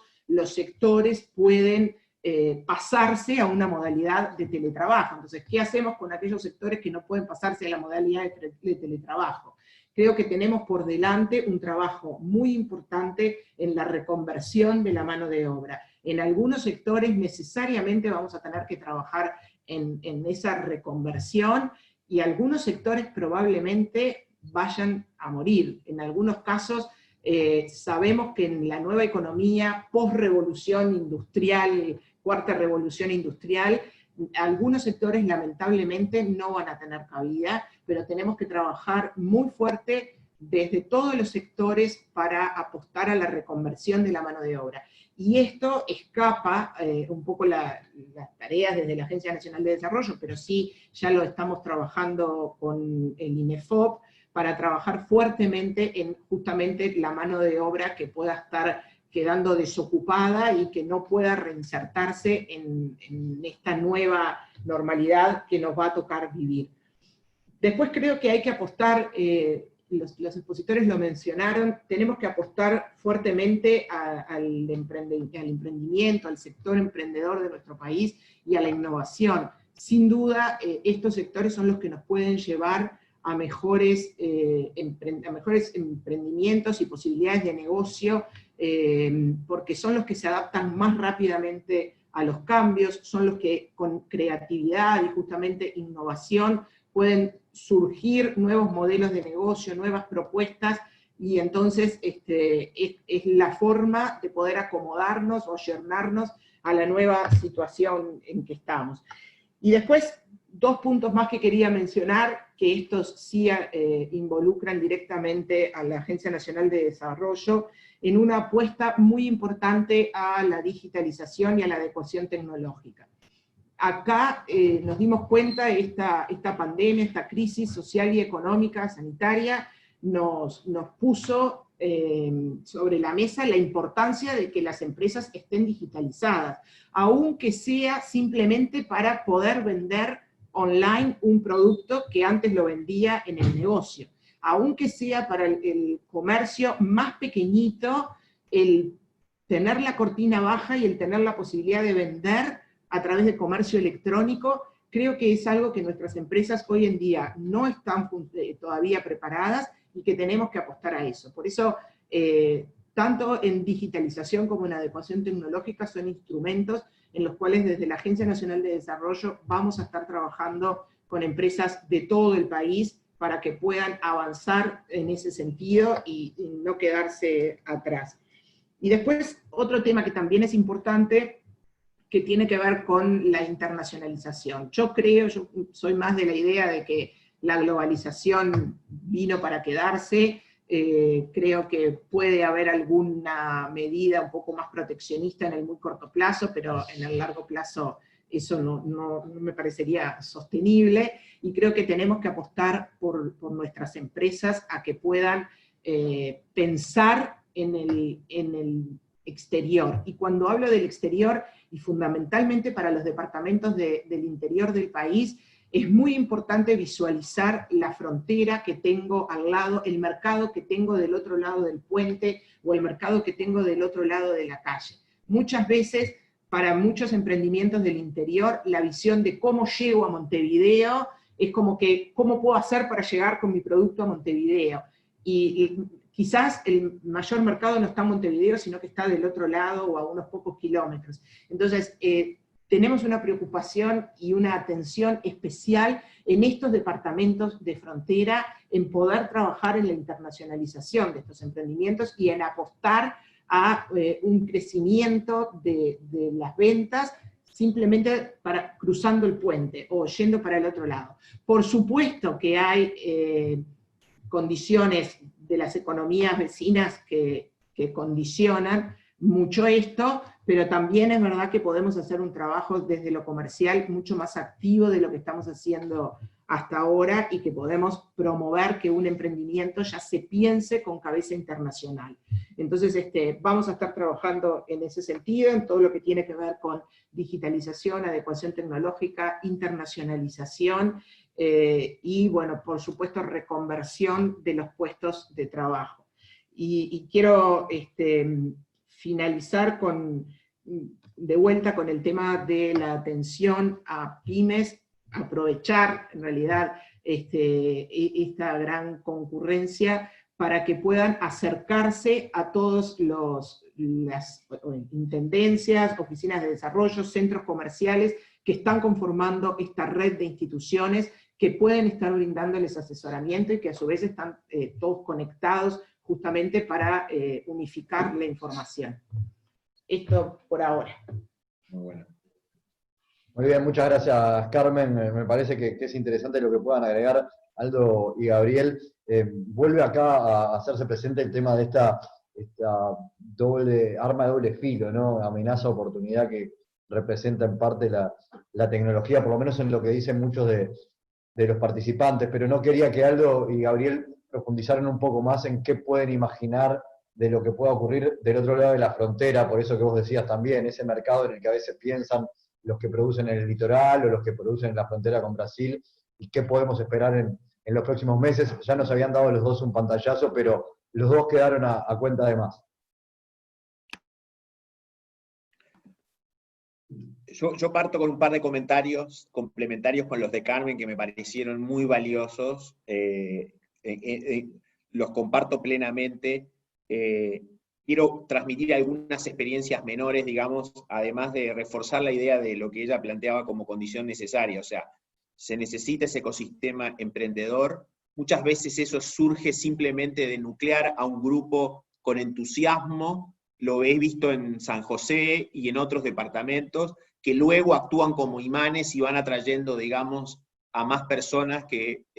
se insertan en esa cadena, hasta se empiezan a desarrollar luego, como hemos visto en algunas otras actividades, en Expo Activa, quizás la mejor actividad, digamos, de una exposición en el rubro a nivel del país, y se hace en el interior. Y así sucesivamente. Estas cosas muchas veces parten de ciertos grupos pequeños con algunos estímulos, digamos, que se van nucleando. Entonces, ese ecosistema emprendedor y demás me parece que es fundamental, y yo creo que esto se acelera. Y hoy no hay ninguna razón, yo tengo varios amigos y profesionales que prácticamente viajaban todos los días o de Maldonado a Montevideo, o de San José a Montevideo, o de Florida a Montevideo, que hoy, básicamente, ahora van a viajar menos porque se volvió natural trabajar e interactuar con el resto de las personas, digamos, a distancia. Y ese es un fenómeno que yo creo que en la tónica de amenaza o oportunidad, me parece que para el interior empieza a ser una gran oportunidad. Por supuesto que además se necesita inglés, necesitamos que nuestros jóvenes hablen muy bien inglés y por lo tanto se integren al mundo naturalmente. Eso está ocurriendo por tendencias, digamos, más relacionadas con otros dispositivos u otros canales que usan, digamos, para fundamentalmente recrearse, y es un proceso que, igual que el digital, empieza desde los más jóvenes a ser más natural. Probablemente en las personas más adultas, en aquellos adultos jóvenes, como suele llamarse también, pueden tener mayor resistencia, y ahí habrá que preservar, digamos, habrá que preservar al trabajador, habrá que reconvertir al trabajador, habrá que darle, digamos, las herramientas que necesita más que el puesto de trabajo. Y eso yo creo que tiene que ser quizás una definición, un principio que guíe, digamos, esas políticas públicas. Pero inevitablemente me parece que nos da una oportunidad. Un par de titulares respecto a Argentina y a Brasil. Yo creo que así como la crisis del 2001 y 2002, en Uruguay y en Argentina, en algún sentido nos redujo la exposición a nuestros vecinos, en parte de hecho, más que de derecho, porque no cambiaron las reglas del juego, ni se actualizó el Mercosur en su normativa. Fue más bien de hecho que por la crisis de ambos pasamos a depender menos y Uruguay se tuvo que insertar en el resto del mundo. Yo creo que ahora probablemente va a pasar algo parecido. De hecho, vamos a tener que inevitablemente empezar a pensar más fuera de la región, porque no veo necesariamente que ni Brasil ni Argentina vayan a tener un ciclo de recuperación muy rápido en materia de crecimiento. Argentina tiene un camino que parece ser el histórico de una espiral de déficit fiscal financiado con emisión de dinero, de evaluaciones permanentes, empobrecimiento, no hay una orientación a políticas, digamos, pro crecimiento, que cambien un poco el modelo perimido y el modelo que durante muchos años le ha significado a Argentina más bien retrasarse desde el punto de vista del ingreso per cápita. Probablemente desde Argentina tendremos, digamos, un país más pobre, que se va empobreciendo relativamente durante los próximos años, y si bien pueden haber algunas oportunidades, como bien decía Gabriel, del turismo de cercanías para algunos segmentos de su población de poder adquisitivo más alto, no necesariamente parece que Argentina vaya a ser, digamos, un gran demandante de bienes o servicios en un contexto de cierto empobrecimiento relativo. Tengo la duda de si sus devaluaciones más o menos sistemáticas asociadas a emitir dinero para financiar el déficit, logran sostenerse con un tipo de cambio real más competitivo. En los 80, Argentina devaluaba, emitía dinero para financiar el déficit, el dólar solo subía, pero no necesariamente ganaba competitividad. Y en algún sentido también Uruguay se tuvo que acostumbrar en ciertas etapas de aquella época a una Argentina, digamos, en una estanflación, en un estancamiento con inflación más prolongado. En el caso de Brasil, yo creo que hay una enorme pregunta de cómo va a salir Brasil de la crisis, porque claramente ha tomado una apuesta muy arriesgada desde el punto de vista sanitario, y como suele pasar en Brasil, ya empiezan a haber, digamos, problemas políticos de tal nivel que uno no descarta incluso, digamos, que el presidente Bolsonaro no vaya a terminar su mandato. Y ahí no sabemos, digamos, qué viene después, qué significa el vicepresidente. Digamos, claramente el vicepresidente puede tener, digamos, una orientación desde todo punto de vista, institucional, económico y social, muy complejo, muy compleja. Entonces yo diría, digamos, de que el panorama desde Brasil se ve también muy nublado, y no necesariamente aprovechando Brasil una oportunidad que el mundo le podría dar, digamos, en los próximos años de tasas bajas. El propio Brasil ha logrado bajar sus tasas de interés, reacomodando el déficit fiscal, integrándose al mundo como parecía que su ministro de Economía, Guedes, estaba orientado a integrar a Brasil al mundo. Entonces, lo que parecía quizás una posibilidad un poco más optimista respecto a Brasil, el manejo de la crisis y la torpeza, digamos, en el desarrollo reciente de algunas políticas, eventualmente nos puede volver a Brasil bastante más en contra también.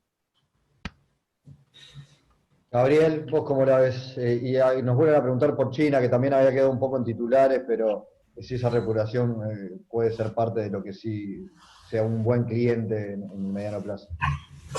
A ver, comentarios y reacciones. Algunas de lo que dijo Aldo recién, lo que Carmen también señaló, que tiendo a estar bastante de acuerdo. Yo creo que en la emergencia lo que es lógico es que la política pública esté concentrada en cosas en las que ha estado concentrada hasta ahora. Podemos discutir si después la potencia con la que lo está haciendo, el foco con lo que está haciendo y la generalización con lo que está haciendo es adecuada. Pero básicamente yo creo que es el asistir al sistema de salud, el cuidar a la población vulnerable o proteger a la población vulnerable, el proteger el empleo, el preservar la cadena de pago, como señalaba recién Carmen, y el cuidar el tejido empresarial son temas cruciales, porque eso es lo que nos va a permitir combinar que una vez que este evento transitorio, como señalamos antes,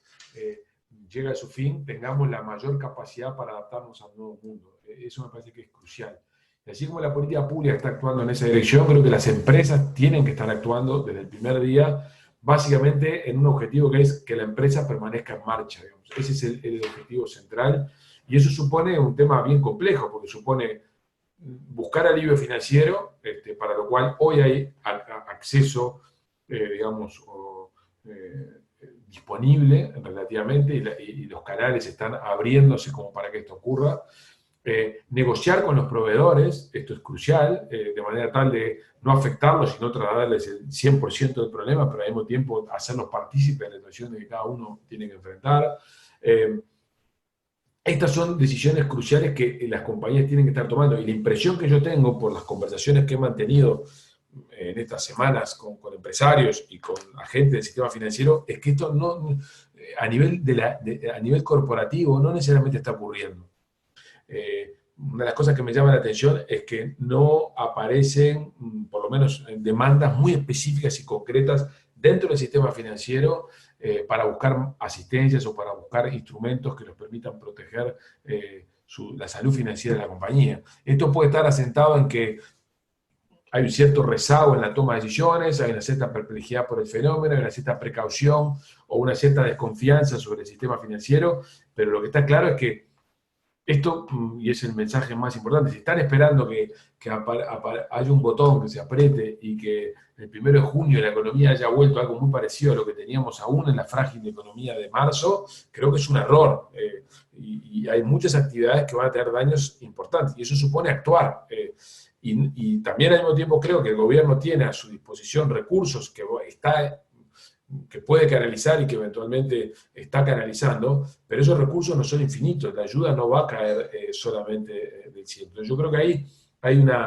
es bien importante que las empresas se den cuenta que tienen que tener un plan de gestión de crisis y que eso supone la supervivencia como tal. Y creo que algunos instrumentos están disponibles, otros seguramente haya que focalizarlos. Eso en relación a algunos comentarios que hacía Carmen y que van en la dirección correcta, lo que Andy ha estado haciendo. También, yo, un paréntesis más, al pasar, por favor que no se entienda que yo creo que vamos a volver a un mundo autárquico y que la globalización va a desaparecer por arte de magia. Creo que estamos asistiendo a una transición donde la globalización, tal y como la conocimos, va a sufrir cambios, y eso para un país pequeño y abierto como es Uruguay, genera desafíos, amenazas, pero abre oportunidades, y el único camino que hay, como creo que también Aldo y Carmen señalaron, es procurar abrirse más. Es imposible no estar más conectados al mundo de lo que hemos estado en los últimos años. El camino es exactamente el que huir hacia adelante. ¿Cómo nos insertamos en ese mundo distinto, más restrictivo, más desafiante, con inteligencia, como para poder seguir aprovechando nuestra dotación de recursos naturales y nuestras capacidades propias en un contexto en el cual el mundo va a ser menos abierto de lo que lo conocimos, en mi opinión? Y el último punto es las tres cosas que mencionaban. Nosotros estamos viendo a una Argentina contrayéndose casi 6% este año, como dice Aldo, con un riesgo, con un gran problema financiero de para sus finanzas públicas, una reestructura que puede ser, en mi opinión, desordenada y compulsiva de su deuda, y con un riesgo de ingresar a un territorio inflacionario complejo. No descartamos un riesgo hiperinflacionario, lo cual es un mundo de una inestabilidad muy grande para un país como Uruguay, donde no necesariamente las depreciaciones competitivas que han hecho ellos las puedan consolidar, porque la inflación puede neutralizar algunas de estas cosas. No obstante lo cual, yo en cualquier punto del interior en el que esté, no esperaría grandes buenas noticias del lado argentino, más bien esperaría digamos, una piedra en el zapato, porque lo que tiene Argentina por resolver es muy complejo, lo era antes de la crisis y ahora lo va a hacer más. Probablemente vuele por debajo del radar, o sea, va a ser menos evidente su situación compleja y su gestión como, digamos, no ortodoxa de la salida de esta crisis, porque van a haber muchos países que van a tener que estar haciendo cosas raras, pero la fragilidad financiera de Argentina es lo suficientemente grande como para que no va a tener un buen año. Y lo de Brasil, comparto cosas de las que dice Aldo. Nuestra visión es que la economía va a contraerse en torno al 3% este año,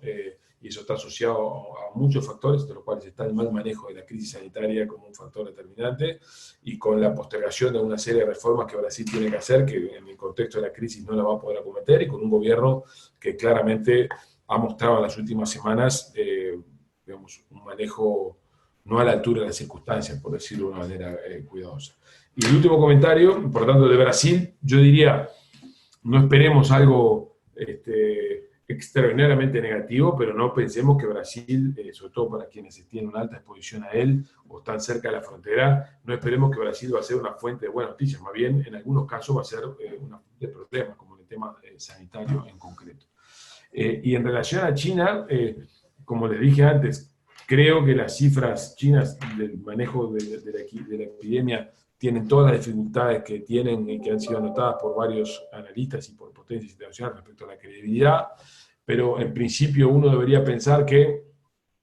por un conjunto de características del gobierno chino y por cómo han sido algunos de los